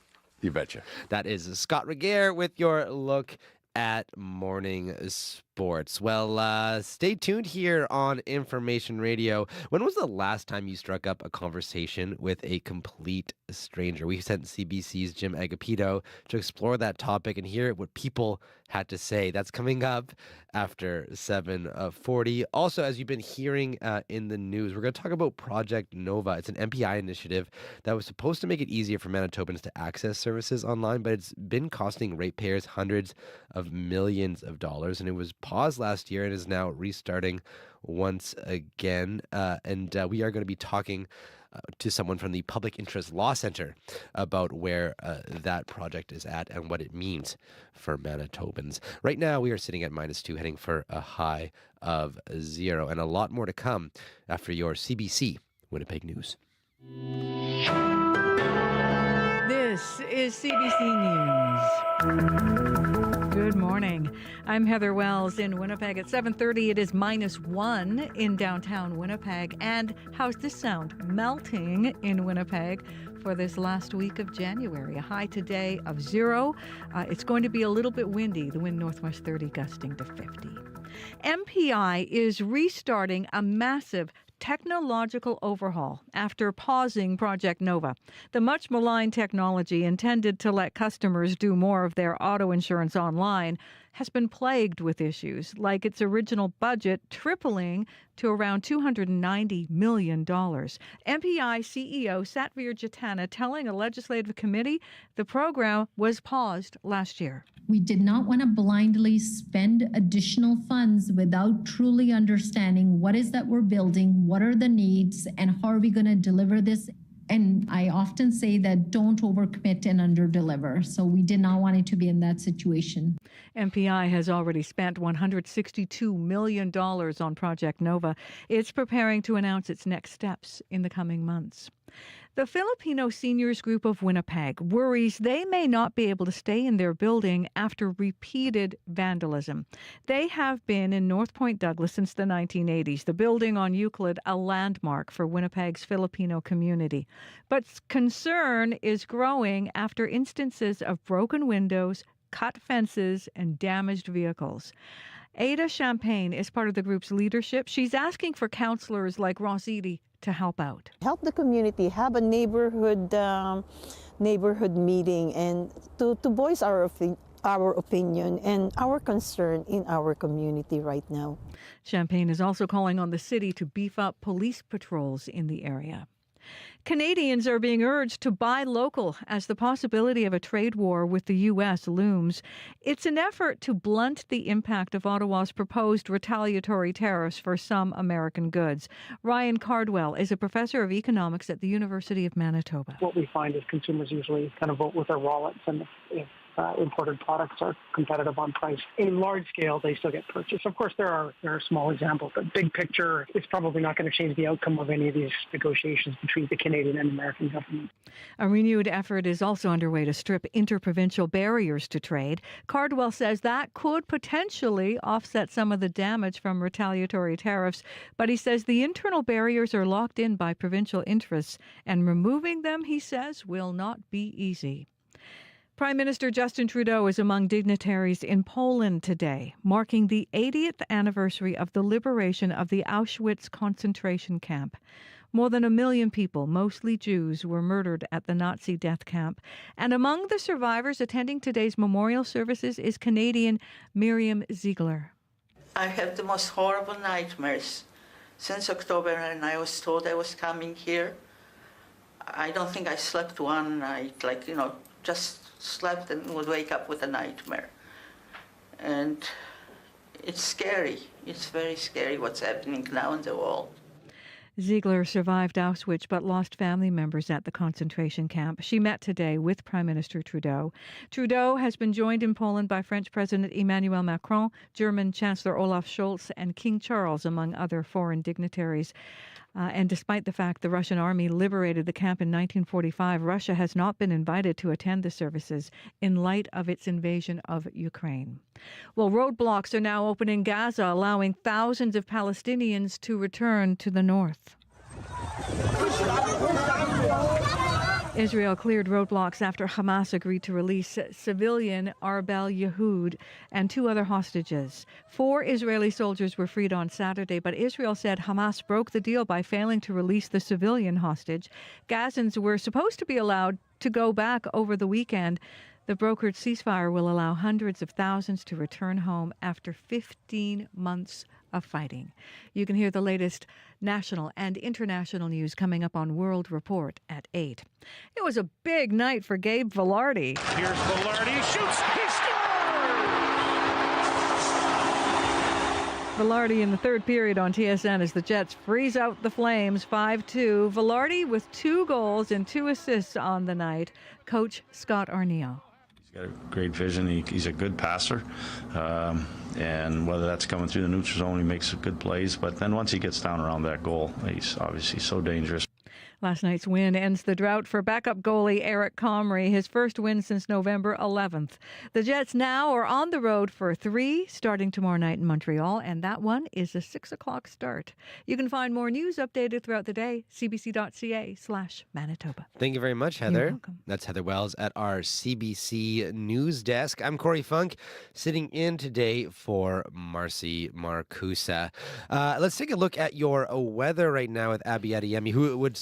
it's warming up fairly quickly. I said -2, then all of a sudden it was -1. Yeah, a mild one definitely down south, though the conditions are colder in the northern part of the province. Let's look at that at this time. Winnipeg and surrounding areas, we're seeing temperatures around -1 already. Cloudy skies, there's a slim chance of flurries this afternoon. Winds will make it a bit breezy for you, but the high would be around 0 for today. And then that snow I made mention of will be coming around the midnight period. In Westman region, we're seeing temps around -3. We'll see a mix of sun and clouds for that part of the province, and there's a slight chance of afternoon flurries. Also similar to Winnipeg, highs will be around 0 with calm weather tonight. In the Parkland region, Dauphin sitting at -2 at this time and cloudy. Dauphin gets to a high of +1.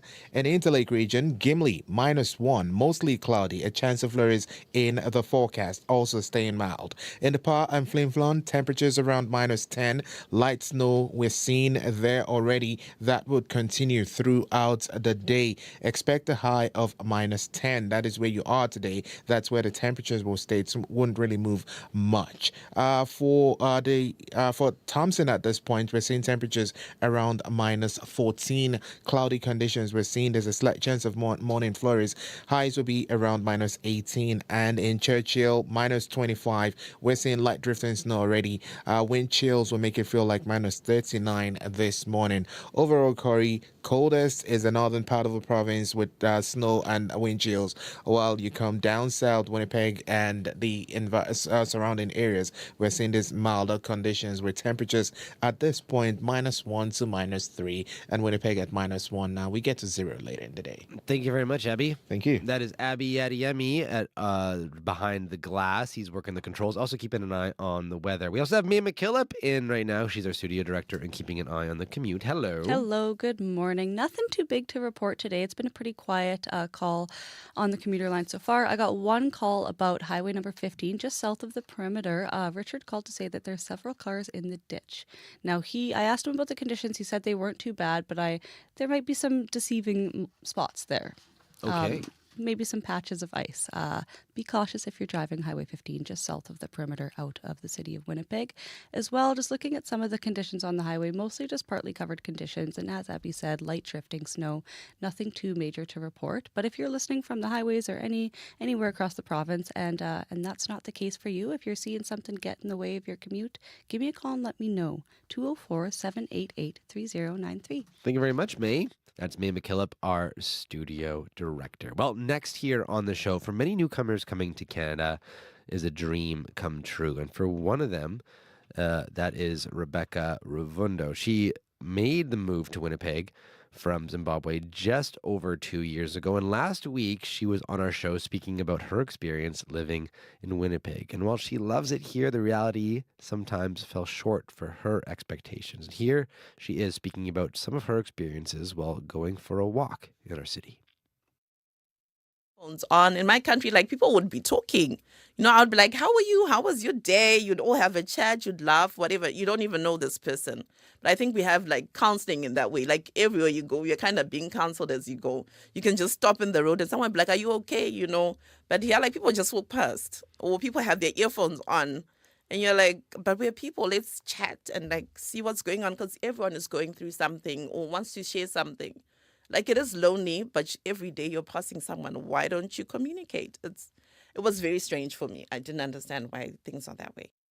That was Winnipeg newcomer Rebecca Ruvundo. Why is that? Why don't we talk to people we haven't met yet? We sent CBC's Jim Agapito out to ask that question and see if we still have the reputation as friendly Manitoba. Branka Jelsik. I was brought up that way. My parents always say you have to say hi to people. You just can't walk by like by tree. There are people, so you have to say hi. If you don't say anything else, just be polite and say that. Julia DeJarlis. It's just a nice thing to do. Like, it doesn't have to be creepy or weird. I'm Elizabeth Ledoux. Yeah, I feel like it's a nice thing. Like, you don't have to be a creep just to say hi. Like, it's just a nice thing.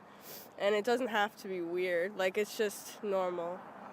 My name's Pat Kehoe. I mean, other than in a restaurant with a waitress, just on the street, not very often. And is that something that you crave? Would you like to talk to more strangers or people you haven't met more? Sometimes. It depends what you're doing and where you are. Yeah, if you're trying to learn something about an area, I'll talk to strangers. But if I'm just minding my own business, I like being alone. My name is Element Everest Blanks. I am the music director for a radio station and a cultural content creator from the United States. I am talking to a stranger right now. I have no idea who you are, but the great thing about talking to strangers is you get a different perspective on life based on where they are, who they are, what they do, and how they see the world. So it's a benefit to talk to strangers. Maya Senchuk. In today's day, it is seen as more of an odd thing, just because the world's changed. I feel like just because of technology and social media, and it's not I just feel like the world's not as innocent anymore, maybe. So people keep to themselves a lot. When was the last time you struck up a conversation with a stranger? Oh, actually, we were in Vancouver just last weekend, and we walked in Burnaby. And then the man drove with the car, and he stopped and says, "Oh, it's so nice to see the couple walking in the morning." He says, "How is outside?" And so we kind of had a little bit chat about it's slippery and it's nice to compare to Winnipeg. At a gas station a couple days ago, when I was waiting for my friend to unlock the car, he was like, "Hey, locked outside?" And I was like, "Yep."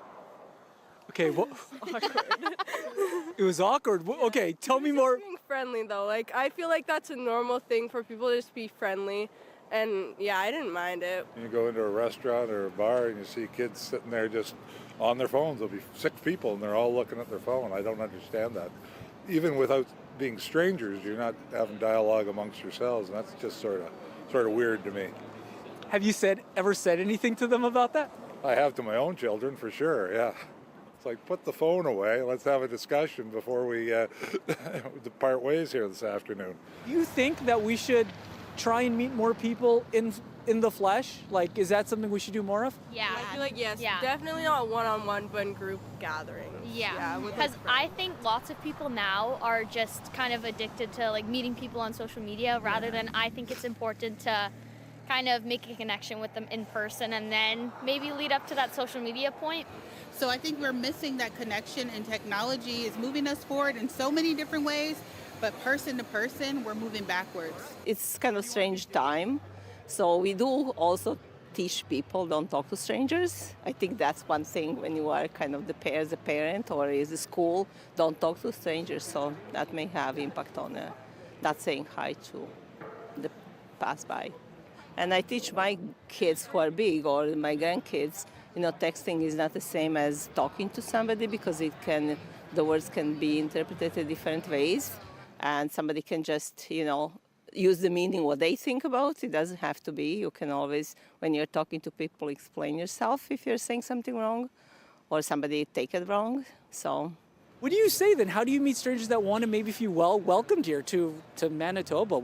For me, I work at the hospital, and I know there's quite a few people that work there who are new to Manitoba, and I just kind of ask them how are they liking the weather, if they're used to the cold or not, just kind of asking them random questions just so they feel more welcome and they don't feel like a stranger to us. So yeah, and just kind of being friendly to everyone, no matter who they are and everything.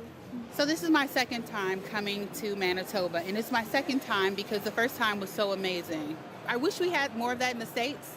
We don't have this dedication to the idea of reparations or the idea of atonement, those types of things. That's what makes places friendly, because we can recognize our history, we can observe the fact that those things happen, but we can repair. we can slowly walk ourselves back. And we're not having a great time in the States right now because we're not doing that. We're doing the opposite. Manitoba's very friendly. That was CBC's Jim Agapito asking folks about whether they like to do small talk with strangers.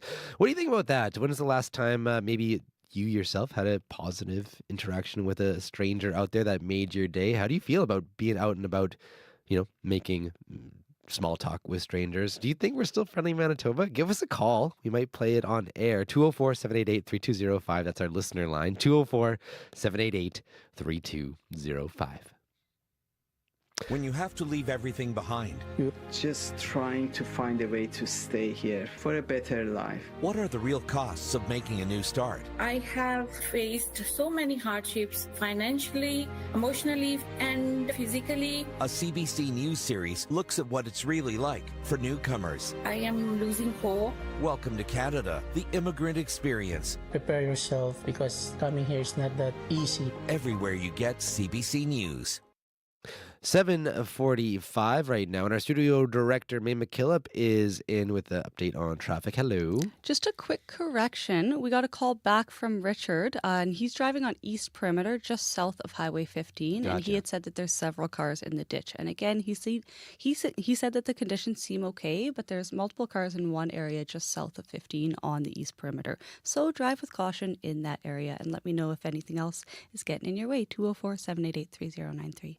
Thank you very much, May. Well, up next here on the show, the looming threat of a possible 25% tariff on Canadian goods entering the U.S., politicians are encouraging Canadians to buy Canadian products. And BC Premier David Eby said Canadians should reconsider U.S. travel with the ongoing trade dispute. And this weekend, CBC's Cross Country Checkup asked callers from vacations to groceries to doing business, how is the Trump presidency changing your plans? What's your plan B? Here's what some callers shared with host Ian Hannamansing. So initially, I had a whole lineup of American universities that I was planning on sending in my applications to and potentially going there, getting further education, and maybe settling down. And then the point in the night rolled around when it became pretty clear that Trump was going to be the next president. And I picked up my phone and I called my mom. And I said, I don't think I'm going to be applying to the U.S. anymore. One of the consequences here is that there aren't that many philosophers, essentially, who are willing to take on grad students. So that really closes the door for further education for me, and it makes me have to really reconsider where I want to go and what I want to pursue. I'm already living on a budget because I'm in a single-income household. And I teach, and so a lot of the supplies that I used to get, I wouldn't really look as to where they're coming from. It was about the cost and how cheap it was to buy. Now I'm thinking, nope, I'm going to be shopping locally. If that means to reach out to other provinces in order to order my supplies, they're not coming from the States. And I'll support my local businesses. I'd already started doing that with my groceries and had been buying locally where I could. I'm going to be doing it more so now. I'm going to be looking at as to where the fruits and vegetables are coming from, and that's where I'm going to be speaking with my dollar. Trump has now set that up for us to start thinking about. I see you're in the United States under something I didn't know about, a NAFTA visa. And that has you concerned. Yeah, I've been here about 27 years on different TN visas, which are part of the exchange of skilled labor. And I'm up for renewal in April, and there's a very good chance that I will not get renewed. I mean, between the tariff wars and kind of the sentiment against, the queer community here, just kind of being profiled by officers as you cross the border is starting to feel a little hot. I'm literally planning to move back to Nova Scotia. I'm pretty much having to plan to terminate my life here. Those were callers on Cross Country Checkup yesterday responding to the question, from vacations to groceries to doing business, how is the Trump presidency changing your plans? What's your plan B? You can download the Checkup podcast or listen on CBC Listen app at cbc.ca/. checkup. 7:49 right now here on CBC Radio 1. A quick look at your weather. -1 right now, heading for a high of 0 right now today at the Forks. There is a bit of a chance of flurries, well, -30, oh, not -30, about 30% or so as well. Brandon, right now you're sitting at -3, heading for a high of 0 as well. You've also got about a 30% chance of flurries. Up in Thompson right now, you're sitting at 14, but you're actually be getting colder throughout the day with a 30% chance of flurries. Your high, or I guess low, high, whatever you'd want to call it, is -16 today. Manitoba is the kind of place that draws you in. Every day it's growing, it's changing. Just when you think you've got it figured out, though, there's something new to understand. I'm Marcy Marcuso, host of the CBC Daily Podcast. This is Manitoba. I've covered the news from the rail line in Churchill to the border in Emerson, and it's talking about the local stories that help us understand this place. That's what This is Manitoba is all about. Find it on CBC Listen or wherever you get your favorite podcasts. 7:50 right now, and next on the show, an expensive technology overhaul project is restarting at MPI after being paused last year. It's called Project Nova, and CEO Satvir Datana told a legislative committee hearing last week it, quote, needed to pause, unquote, after facing major cost overruns over the years. The project was launched in 2019 to improve the experience for MPI customers and brokers online. It started out with an $86 million budget, and that budget has now more than tripled to $290 million. So far, MPI has spent $162 million on this initiative, and now it's once again forging ahead with the project. Here to talk to us about what this means for Manitobans is Chris Clausen. He is an attorney with the Public Interest Law Center. Good morning. Morning, Corey. So just to kind of give us a broad overview, because I know these kind of IT overhauls can be a little bit processy, but to help us understand more, what is Project Nova, supposed to do for us? Sure. Thanks for the question, Corey. Project Nova began as a plan to replace MPI's IT infrastructure, which MPI explains is aging. But over time, it's grown to be a project that will lead to an ambitious replacement of multiple IT systems all across MPI's lines of business. As you say, the budget has grown from around $86 million, as you said, to up to $250 million now, with a contingency budget up to $290 million. Our clients don't have a lot of confidence in the budget and worry that it will go higher. And their concern all along is that the benefits to consumers have not been clear. And as MPI's budget grows, it becomes increasingly unlikely that we'll see value for that investment. So as I mentioned earlier, MPI said last week that it paused actually the Project Nova last year to kind of get a bit of understanding of how to roll this out. It's now kind of ramping it back up again. So what are your thoughts on how this project has been managed so far? Great question, Corey. Thanks. This project has been problematic from the start. MPI realized very quickly that, I'll say it had bitten off more than it could chew. It's acknowledged publicly that it did not have the expertise internally to run this project effectively. That's led to significant reliance on expensive external consultants. And it's also led to the reality that when they started this project, they didn't know what all the requirements would be. And so the actual work that it has involved has grown over time, which has contributed to the increase in the budget. It's a big budget. This project is very expensive, and there's still lots of uncertainty in this budget. And MPI has acknowledged that it's still likely to grow once they get through this next detailed planning phase. And that creates a lot of risk for Manitobans because ultimately MPI has to pay for this project through our car insurance rates. Right. So that was actually going to be my next. So this $290 million, this is something that kind of gets passed down to consumers in a sense, right? Absolutely. And at present, because MPI hasn't finished its detailed planning for this next phase of the project, which is by far the biggest. This next phase of the project is the one that affects our basic insurance rates. It's the one that allows us to do online renewals through our broker's websites. It's the one that relates to online driver and vehicle licensing. The budget for this next phase of the project to date has included a lot of assumptions, a lot of placeholder figures, because MPI hasn't yet done the detailed planning for it. And they're doing that now. And once they finish that planning process, we'll have a clearer picture of what the project is going to cost. As I said, our clients expect it to be higher than $290 million, but we will see. And once they finish that planning exercise, MPI will have to decide whether it's still worthwhile for this project to be pursued or whether their plans need to be scaled back. But even more important than that, Corey, is that ultimately, because the Public Utilities Board decides and approves rates for basic car insurance, it'll be up to the PUB to decide whether costs associated with this project are justified in order for MPI to be allowed to pass those costs off to its customers. Right. And there's still a lot we don't know about where this project is heading in this most current phase, right? Because the CEO said last week that she couldn't actually speak further about Project Nova's future steps without permission from MPI's board. And its chairperson told the committee that the plan for the project still needs to be finalized. But before this, even just to kind of look back a little bit to how we got here, this is we're in this third phase. They're calling the discovery phase right now, which is that kind of which don't have lots of details on, but there was 2 phases before this of Project Nova that have already been completed. Can you kind of tell us a little bit about what those phases were, what they were all about? Sure.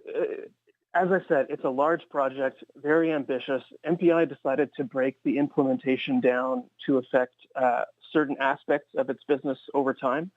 And so the first, release, they're calling it, was the new IT system for its special risk extension line of business. That's a very small line of business that primarily serves the trucking industry, driving across Canada and into the States. Special risk extension insurance products are not the insurance products that you and I are taking out on our cars, Corey. And it was the project was implemented for that part of the business initially. And as the CEO explained in that meeting last week that you've been referencing, they ran into a lot of problems in that first phase of the project. And as they started migrating insurance policies over from their old system to their new system, they realized just how complicated these problems were and, in fact, paused that implementation about halfway through. And they're continuing to work to resolve those, they call them defects in the project. The second part of the project was, again, for another small aspect of MPI's line of business, still not affecting the broader public, but it's this third implementation phase, this third release, as they call it, that will affect you and me and our day-to-day interactions with MPI.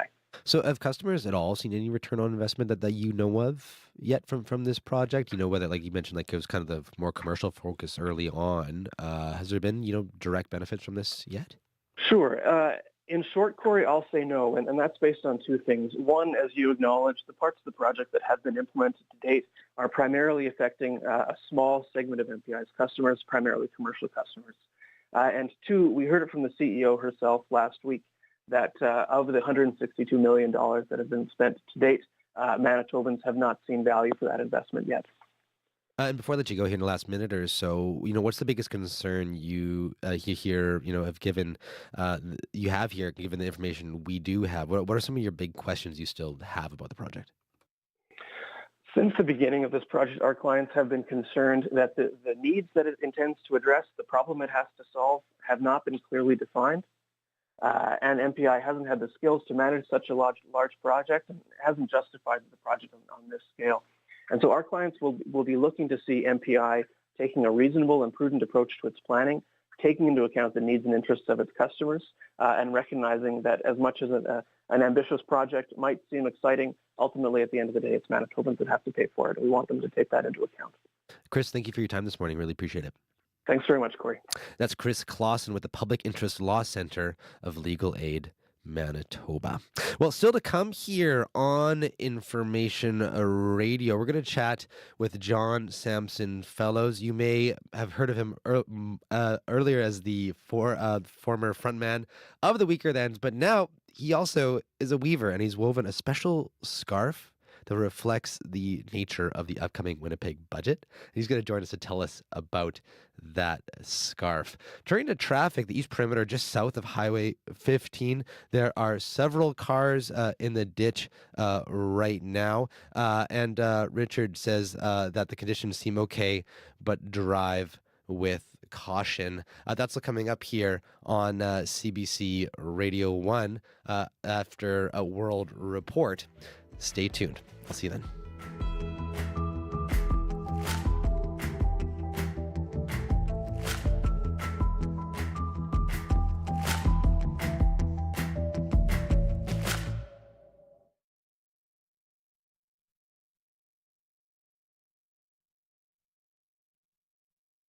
On Q.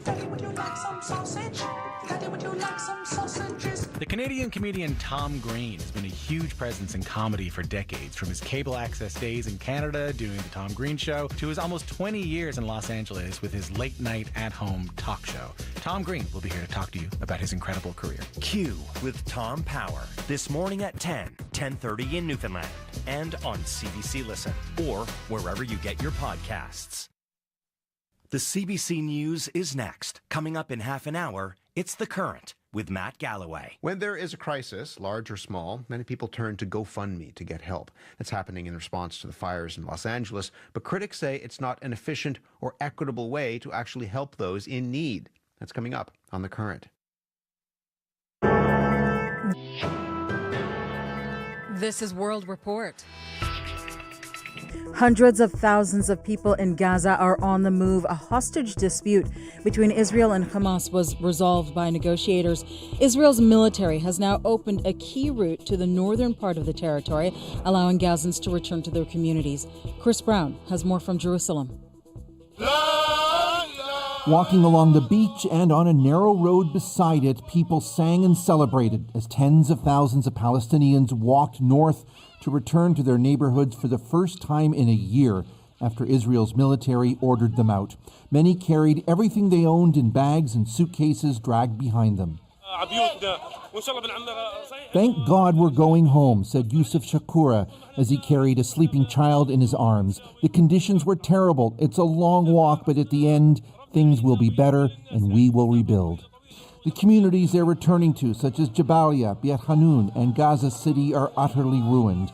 But Palestinians are calling it a victory because many feared Israel would never let them back. The northern part of Gaza suffered among the most intensive attacks of the 15-month war, with Hamas fighters deeply entrenched in places.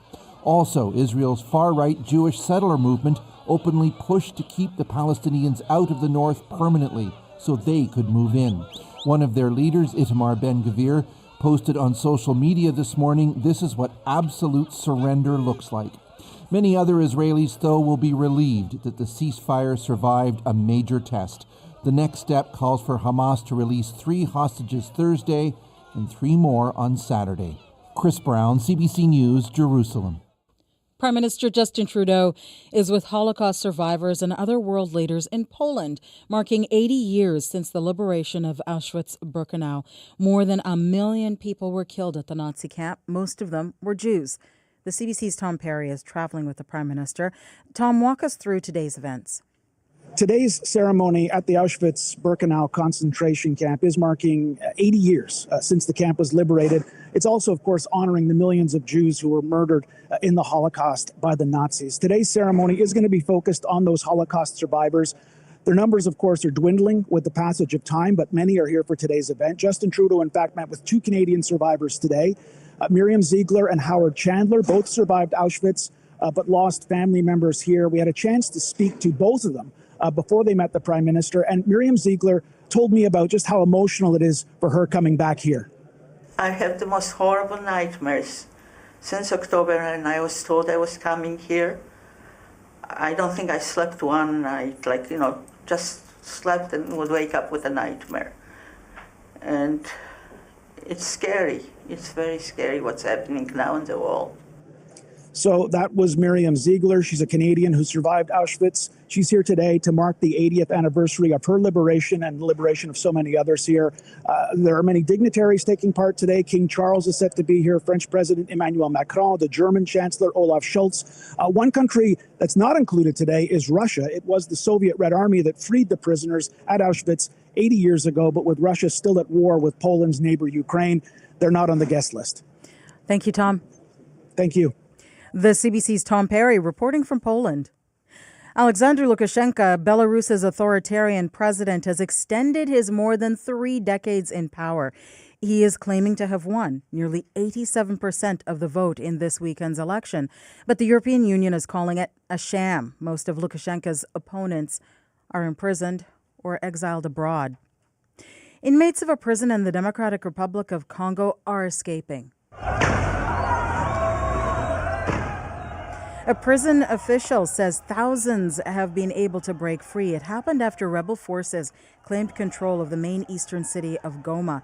The Rwandan-backed group M23 has ordered the Congolese army to surrender. Congo's government is calling it a declaration of war.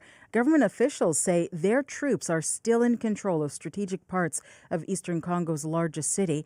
The UN Security Council is calling on the rebel forces to withdraw.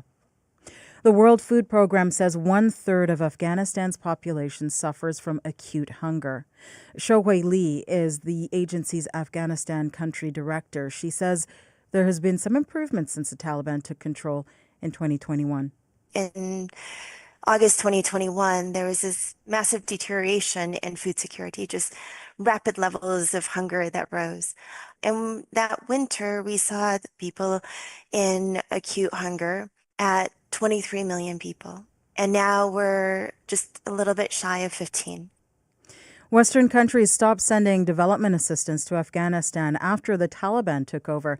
Since then, humanitarian aid has filled some of the gap, but Lee says her agency could face new funding challenges if U.S. President Donald Trump's administration follows through on its foreign aid freeze. The Liberal Party of Canada is blocking Chandra Arya from running for the leadership. Janice McGregor is taking a closer look at this development in our parliamentary bureau. And Janice, Arya is already a member of the Liberal caucus. What is going on here? Marcia, earlier yesterday morning, he seemed to still believe he was in the race, but then by noon, he was posting that he'd been informed that he wouldn't be allowed to enter and that he was carefully considering his next steps because, in his view, his disqualification raised serious questions about the legitimacy of the race and, by extension, the legitimacy of the next prime minister. Now, that is a serious thing to say about your own party, but it's also a serious thing for the party to tell someone that sits in their own caucus, greenlit to run, elected as an MP in the past, that they're manifestly unfit to be leader. In response to the CBC's questions, the Liberal Party spokesperson quoted the section of the rules that gives the party discretion to do just that, based on their public statements, improper conduct, lack of commitment to democracy, or other reputational or legal jeopardy. The rules require the party's betters to tell the candidate their reasons and offer the candidate an opportunity to respond, but neither the party nor Arya are sharing these reasons. We also don't know yet whether other candidates could be disqualified. The party has up to 10 days to vet candidates and confirm the final ballot. What kind of powers does the party have to stop people from meddling in this selection process? Quite a few. In recent days, we've seen conservatives on social media, critics of the Trudeau government with large followings like convoy organizer Tamara Leach and retired Chief of Defence Staff Rick Hillier, calling on people who oppose, not support the Liberal Party, to sign up in what appears to be an effort to make some mischief. The party says that before any of these sign-ups actually vote, however, they're going to have to provide proof of identification. So if you've signed up your dog will not be allowed to vote. People who want to vote also have to confirm that they're eligible to be a registered Liberal and aren't a member of another party. And there's a $10,000 fine if you're caught lying about that. All right. Thank you. You're welcome. The CBC's Janice McGregor in Ottawa.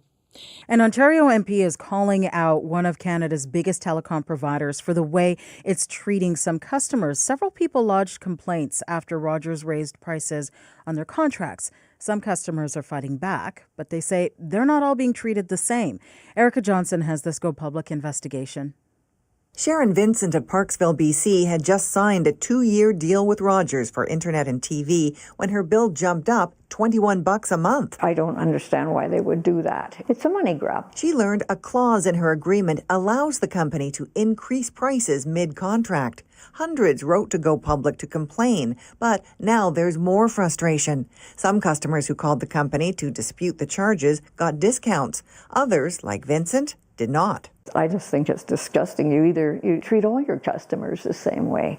if you want a good, successful business without a lot of complaints from your customers. NDP MP Brian Massey says Rogers has had millions in government funding and benefits from protection against competition. So customers should be treated equally, he says. An uneven playing field is not just unfair, says Massey. It affects the well-being of some constituents he's heard from. When you're on the phone waiting to try to advocate for yourself, they also get anxiety. They have stress. Realizing you're getting ripped off creates really harmful feelings. Rogers wouldn't say why it treats customers differently. A spokesperson said the company works with its customers to meet their needs and budget. After we spoke to Rogers about Sharon Vincent's case, she called them again. This time, she says, a customer service rep was miraculously able to give her an $18 credit on her monthly bill for the duration of her contract. Erica Johnson, CBC News, Vancouver. And this is the second most read story at cbcnews.ca. You can find out more about it. And that is the latest national and international news from World Report. I'm Marcia Young.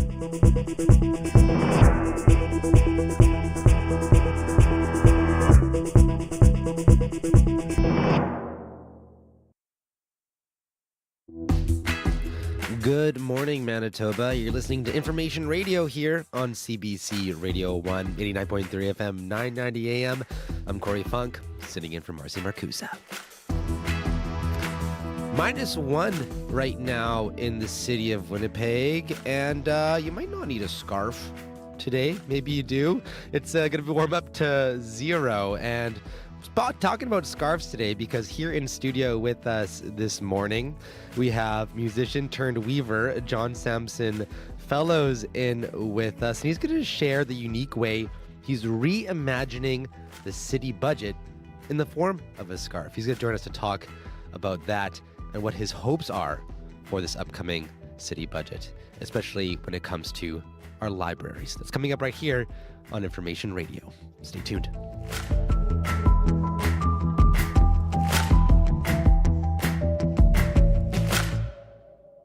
(8:11) right now. Let's check in with Heather Wells with a look at news headlines. Good morning. Well, MPI is restarting a massive technological overhaul after having paused it. The much maligned technology intended to let customers do more of their auto insurance online has been plagued with issues like its original budget tripling to around $290 million. MPI CEO says the insurer is preparing to announce next steps in the coming months. The Filipino Seniors Group of Winnipeg worries about what the future of their building might be after repeated vandalism there. The building on Euclid has become a landmark for Winnipeg's Filipino community, but many have stopped renting out that community center because of things like broken windows, cut fences, and damaged vehicles. We'll hear more in our next local news coming up at 8:30. Thank you very much, Heather. You're welcome. That is Heather Wells at our CBC News desk. Abby Adiemi with a look at the weather. Hello. Mild in the south, cold and snowy up north, and looking at Winnipeg right now, -1 with that blanket of clouds overhead. We do have that slim chance of flurries sometime this afternoon. The winds will be coming from the northwest with gusts reaching 50 kilometers later. Expect a high of 0 today. Those clouds will stick around tonight with snow expected to begin after the midnight period. And for tomorrow, Tuesday, we'll see a mix of sun and clouds. It will stay breezy throughout the day, and then we'll see highs around +1 for Winnipeg tomorrow. In other regions today, we're seeing cloudy skies down south, light winds, a chance of flurries, and temperatures hovering near the freezing point. While up north, we're looking at that snowfall warning for northern Manitoba. It will become much colder with light winds and wind chills, making it feel close to -39, -40, especially in the Churchill area. Currently, Churchill still around -24, 25, with that light drifting snow still being felt, but Winnipeg is mild at -1. Thank you very much, Abby. Thank you. That's Abby Adiemi. And May McKillop is in the studio right now as well. She's our studio director and keeping an eye on the commute. Hello. Hello. No major delays or closures to talk about right now, but I want to mention just the highways. They are partly covered, snow-covered conditions, particularly like Highway number 1 I'm seeing from Carberry to Winnipeg is quite covered in snow, but I can see that the plows are moving along on Highway number 1. As well, we got a call about East Perimeter driving south of Highway 15. There's several cars in the ditch along that perimeter, so use caution on the perimeter. And as well, just a note for post-show, if you're listening from home and planning your route for the day, there is a closure. Pembina Highway ramp is closed, and this is just for a couple hours today for construction. So southbound Pembina Highway to eastbound Abinogi-Mikina is closed today from 10:30 until 1:30 for construction, and the ramp is open right now for rush hour, just so you know. And then as well on the northbound Pembina Highway from eastbound Abinogi-Mikina is closed from 9 until 12 today. So you'll want to watch out for that. Anything else getting in the way of your commute? Give us a call. We have one more time for a traffic hit after this next interview. You can give me a call at 204-788-3093.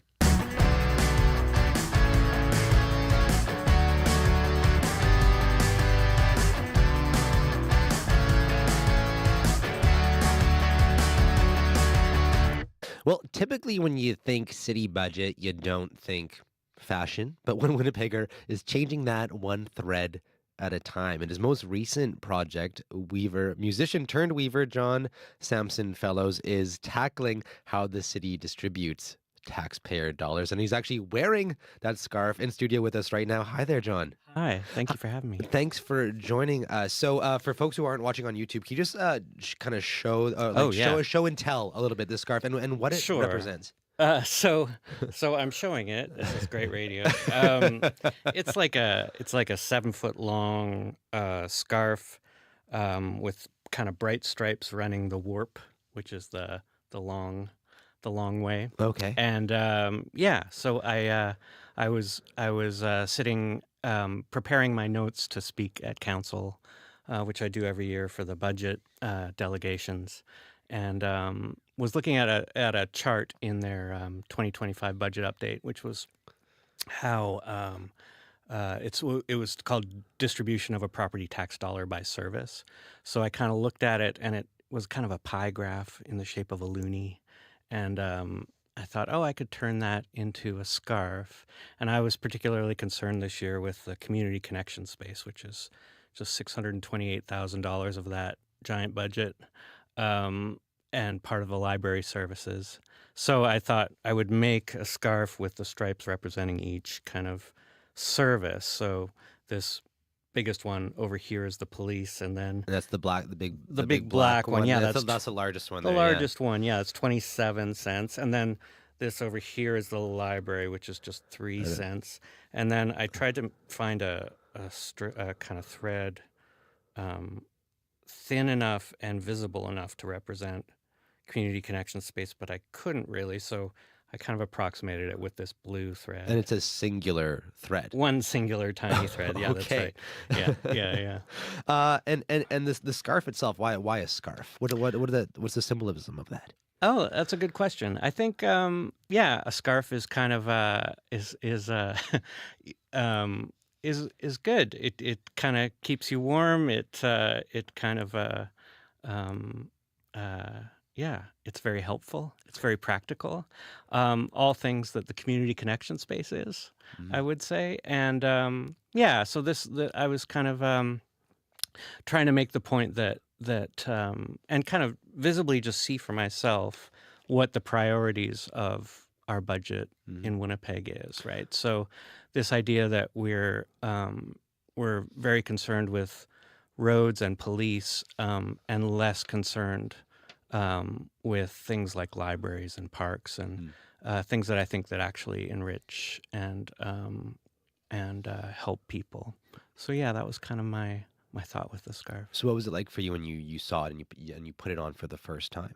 Oh, it was great. I was like, I usually don't keep my own work, so I was like, this is actually really warm, and it felt like a kind of nice visible reminder of kind of what living in Winnipeg can be like, which is can be frustrating sometimes. Have you gotten much reaction to it? I imagine people don't see it and be like, "Hey, that kind of looks like this city Yeah, budget." they're like immediately. Wow, that's the yeah, exact yeah. breakdown. Wow. Yeah. But what's been like wearing it out about when you actually talk about it with people? Good. I think it's a nice kind of exercise in all of us thinking about who and what we prioritize in the city. So I wore it to council when I presented last week and didn't get much reaction.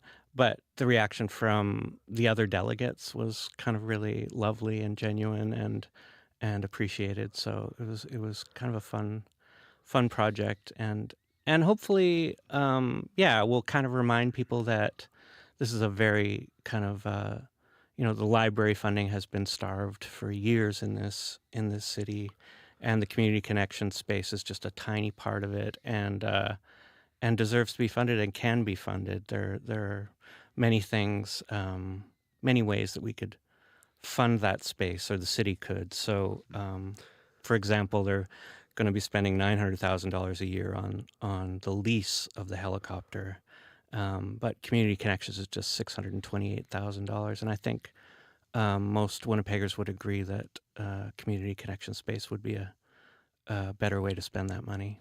I know one of the proposed alternatives to the community connection Mhm. space was closed is the Downtown Community Safety Partnership. It's actually Right. proposed using that vacant space in the Millennium Library as a satellite space for a core team of outreach workers to do casework, provide support on an as-needed basis. Do you think that's a good replacement?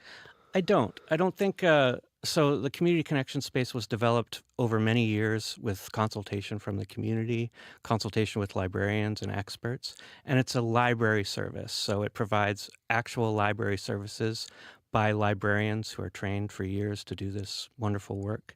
And so this is actually a cut to libraries. And I don't think the DCSP can provide the same kind of service that libraries can provide. And their proposal seems pretty thin to me. They're talking about 15 hours a week, whereas the community connection space was more than 60, I think, 40 to 60. I can't recall. Again,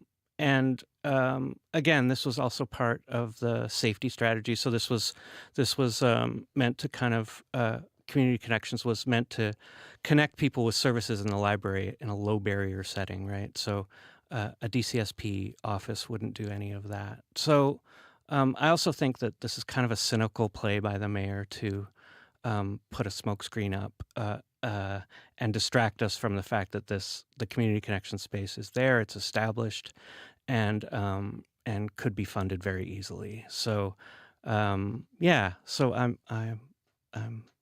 that's kind of my thoughts on it. This scarf, it's been shared all over social media too. I know it's been picked up by Make Poverty History Manitoba. What do you hope people that typically don't engage with city politics take away from seeing a budget in the form of a scarf? Right. I guess I think like it would be nice. It's hard for me to remember that these numbers are real, right? Like they're real priorities that we set as a city for where we spend the money that's raised by the city. So I guess I would hope that people recognize that they have a say in that, and that that we should have a say in it. So and I would also suggest that if you're interested in weaving, it's a great pastime. And the Manitoba Weavers Guild is wonderful. They'll set you up and show you how to do it. And as far as you know, of the people, the weavers, are you the first person to turn a scarf into a budget graph? Essentially, I don't think so. I think that there's a real tradition of craftivism and people taking data sets and making fabric out of them. So I think there's kind of a tradition of that, and I might be the first to do the Winnipeg city budget, but there are definitely data set scarves out there. And do you have any plans for this scarf now that you've kind of worn it to a budget meeting? What's the future of the scarf look like? That's a good question. I don't know. I was thinking maybe a raffle of some kind to raise funds for something, maybe Main Street Project, maybe Make Poverty History. I'm not sure. So yeah, I'll keep you updated. And before I let you go here, you mentioned craftivism, right? And this isn't the first time that you've channeled your activism into art. You're a musician. You were the front man for the Weaker Thens, and you've also you have a song you've written about this topic before, Millennium for All. We've actually got it teed up here. We'll probably play it after this to give listeners an idea of how you channel your activism. So, why channel your activism into art? What does that do for you, and what do you think that does for the public? Yeah, I think the two are twinned. They're not really kind of they shouldn't really be separate, I think. So like the work, the art you make should kind of arise from the life you live. So I think if you're connected to politics and connected to your community, that will be reflected in your work. So yeah, I think there shouldn't be so much distinction between art and activism. And yeah, there's a lot of potential in it. I feel like it's a real time to channel our kind of despair and frustration into work that can connect with other people and can connect community. So I feel like that's important. Yeah. And why weaving? Well, what's I know people may know you often in our community as a musician, right? But you've transitioned a lot into. I think I've seen more scarves from you in the last year than music now. Absolutely. Why make that transition? I just love it. Like I as I was telling you earlier, I picked it up like in the first weeks of the pandemic, and I bought an inexpensive loom and warped it up, and just thought this is what I've been missing all my life. I was like, this is a thrill. I love it, and I've been doing it ever since. And the kind of joy I feel at it hasn't really ceased. So it's amazing when you find that thing where you're like, oh, this is what I love to do. So yeah, and it's like a beautiful community of people too. I feel like people who make crafts and who make art and who make textiles are really wonderful, and it connects you with this kind of ancient practice that's really beautiful. And so, yeah, I just really love it. Federal and provincial budgets are coming up. How big is that scarf going to be? Yeah, that's right. I hadn't thought of that. Oh my God, that would be a lot of stripes, I think. Yeah. It'd be more of probably a blanket. Actually, might be. Yeah. Well, if you want to strategize with me, I can. I don't think I have the patience. John, thank you so much for joining us this morning. Really appreciate your time. Thank you. That's John Sampson Fellows. He is a weaver. He also, as I mentioned, is a musician as well. Winnipeg City Council votes on the budget this coming Wednesday, January 29th. And here's a song from a few years back about the library budget from John Sampson Fellows. Here's Millennium for All.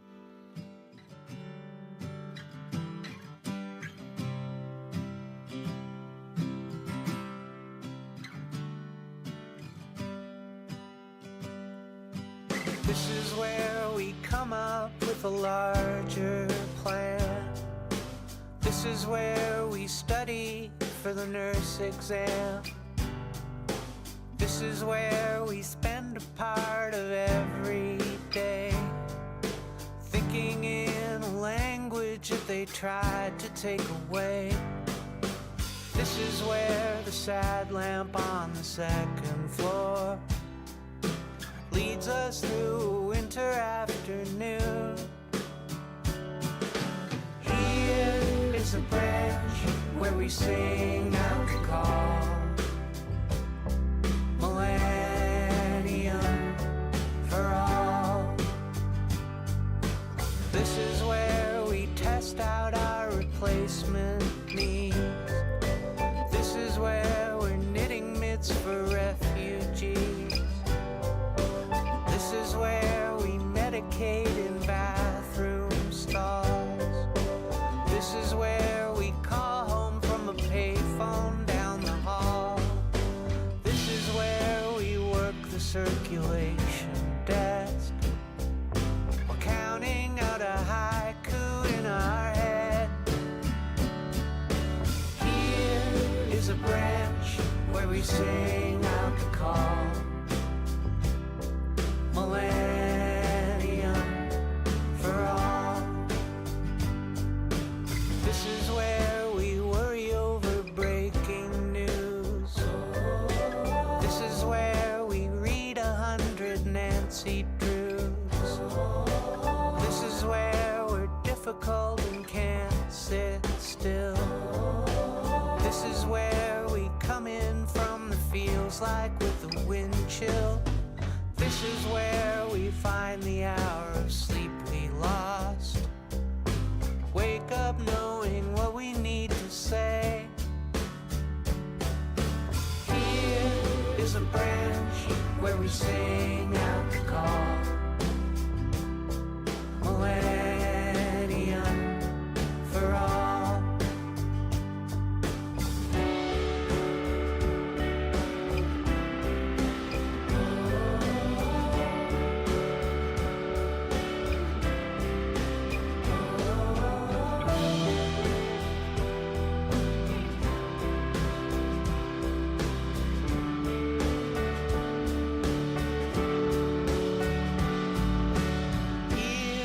Is a branch where we sing out the call. Millennium for all. Millennium for all.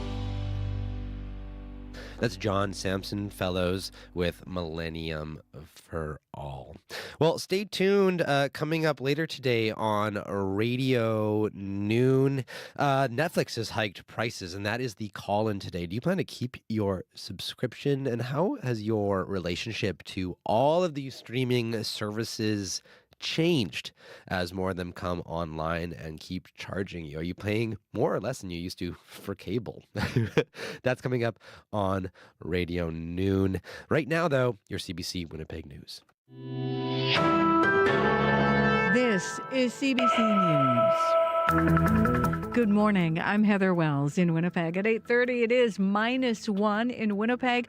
It is a warm start to the last week of January in this city. Our high today is 0, even warmer tomorrow. Manitoba Public Insurance is forging ahead with its much maligned technology overhaul project. It paused Project Nova last year. It was intended to let customers do more of their auto insurance online. CEO Satvir Jitana has told a legislative committee the project had to be paused after major defects and a budget tripling to almost $290 million. I can't sit here and say that we have realized the full value of that. So hence why we needed to pause. We needed, with this board, with this leadership team, to ensure that we don't just continue to spend ratepayers' dollars without delivering value. The corporation has spent $162 million so far on Project Nova. 2 of the 4 phases are complete. MPI promises to reveal more about next steps in the coming months. The Filipino Seniors Group of Winnipeg worries about the future of their building after repeated vandalism. The group has been meeting in North Point, Douglas since the 1980s. Their building on Euclid has become a landmark for Winnipeg's Filipino community, but many have stopped coming and they've stopped renting out the community center because of things like broken windows and damaged vehicles. Ida Champagne has been with the group since it began. She says as fewer people come, their funds drop, and Champagne doesn't want to see the landmark disappear. We love this place. We love this community. We've been here for so many years, and we don't want to move anywhere else, but we have no choice. If people won't come here, how are we going to be able to sustain the needs of this building? Champagne is calling on the city to beef up the police patrols in that area. Canada's premiers are launching a renewed effort to strip interprovincial barriers to trade. They want to boost the country's economy as it prepares for a possible trade war with the U.S. Ryan Cardwell is a professor of economics at the University of Manitoba. A decrease in interprovincial trade barriers would certainly increase trade within Canada and increase economic growth in those sectors. And that could partially offset some damage done by trade barriers put in place by the U.S. government. However, I see almost no possibility of that happening. Cardwell says these internal barriers are locked in by strong provincial interests, and control, he says, from the federal government is limited. Canada's internal trade minister says lifting restrictions could bring $200 billion to the domestic economy. Today marks 80 years since the liberation of Auschwitz-Birkenau. It was a Nazi concentration and extermination camp. I'm glad to meet you, sir. Oh, no, what a pleasure. You have no idea what it means for a person like me to be the Prime Minister of the country. It's incredible. Prime Minister Justin Trudeau is in Poland for this anniversary. He met with 2 Canadian Holocaust survivors this morning. It's a time in the world where we need to be reminded of what never again means more than ever before, and hopefully this visit and the attention around the 80th of the liberation will resonate with people all around the world. God willing. More than 1 million people were killed at Auschwitz. Most of them were Jews. This morning, about 50 survivors have returned to the Nazi camp. It is now a museum. Some laid wreaths and candles. Now, Russia is not taking part in today's commemoration, even though Russians and Ukrainians were among the Red Army troops who liberated the camp. The Auschwitz Museum director telling the Guardian newspaper Russia attending the events while at war in Ukraine was out of the question. He said a country that does not understand the value of liberty cannot take part in a celebration dedicated to liberation. Well, news from the Winnipeg Blue Bombers this morning. Veteran receiver Drew Wolodarski has been released. GM Kyle Walter says it was a difficult decision, adding Wolodarski has been a solid contributor, popular in the locker room, and instrumental in winning 2 Grey Cups, but injuries limited him to 10 games last season. Wolodarski was selected by the Blue and Gold in the 2017 CFL supplemental draft. He appeared in 89 regular season games over his 7 seasons with the Winnipeg Football Club. You can find more Manitoba news as it's updated throughout the day. All you have to do is head to cbc.ca/Manitoba. Thanks for the morning, Heather. Thank you. That is Heather Wells at our CBC News Desk. Also, big thanks to everyone who put together today's show. Our associate producers, Issa Kixon, Jim Agapito, Carmen Ponto, and Chidi Akuma. As well, Nelly Gonzalez is our show producer, and Leif Larson is our senior producer of audio. And May McKillop, our studio director, is in with the last look at the commute. Hello. Hello. We just got a call about westbound Logan just before McPhillips. Sorry, there's a stalled car in the median lane. It's backed up all the way to Arlington. As well, just a traffic note for after the show today, starting at around 9 a.m. Pembina Highway ramp is closed during the day for construction, but don't worry, it will be open for the afternoon rush hour. Thanks to everyone who called the commuter line today. Thank you very much, May. You're welcome. That is May McKillop, our studio director, and Abby Adiemi with a last look at weather. Looking at the southern regions, we're going to be experiencing mild temperatures with a slim chance of light snow, while the northern part of the province will remain much colder with more snow to come. Churchill currently at minus 25. We're seeing drifting snow in that part. Overall, it is cold as you move north, but Winnipeg will be mild today. Minus 1. It is mainly cloudy conditions. That slim chance of a flurries will hang out with us for most of the day, and then we'll see the winds coming in from the northwest. Expect a high of 0 today. Thank you very much, Abby. Thank you. Abby Adiemi behind the glass. Also, big thanks to Kevin Nipatebo, who is making us look good on YouTube this morning. Thank you for listening. I'm Corey Funk. Marcy Marcusa will be back in the host chair tomorrow. Hope you can get out sometime today. Enjoy this lovely, mild weather. And whatever you find yourself doing, though, hope you find yourself doing something you love with the people you love. Have yourself a lovely Monday. Bye-bye.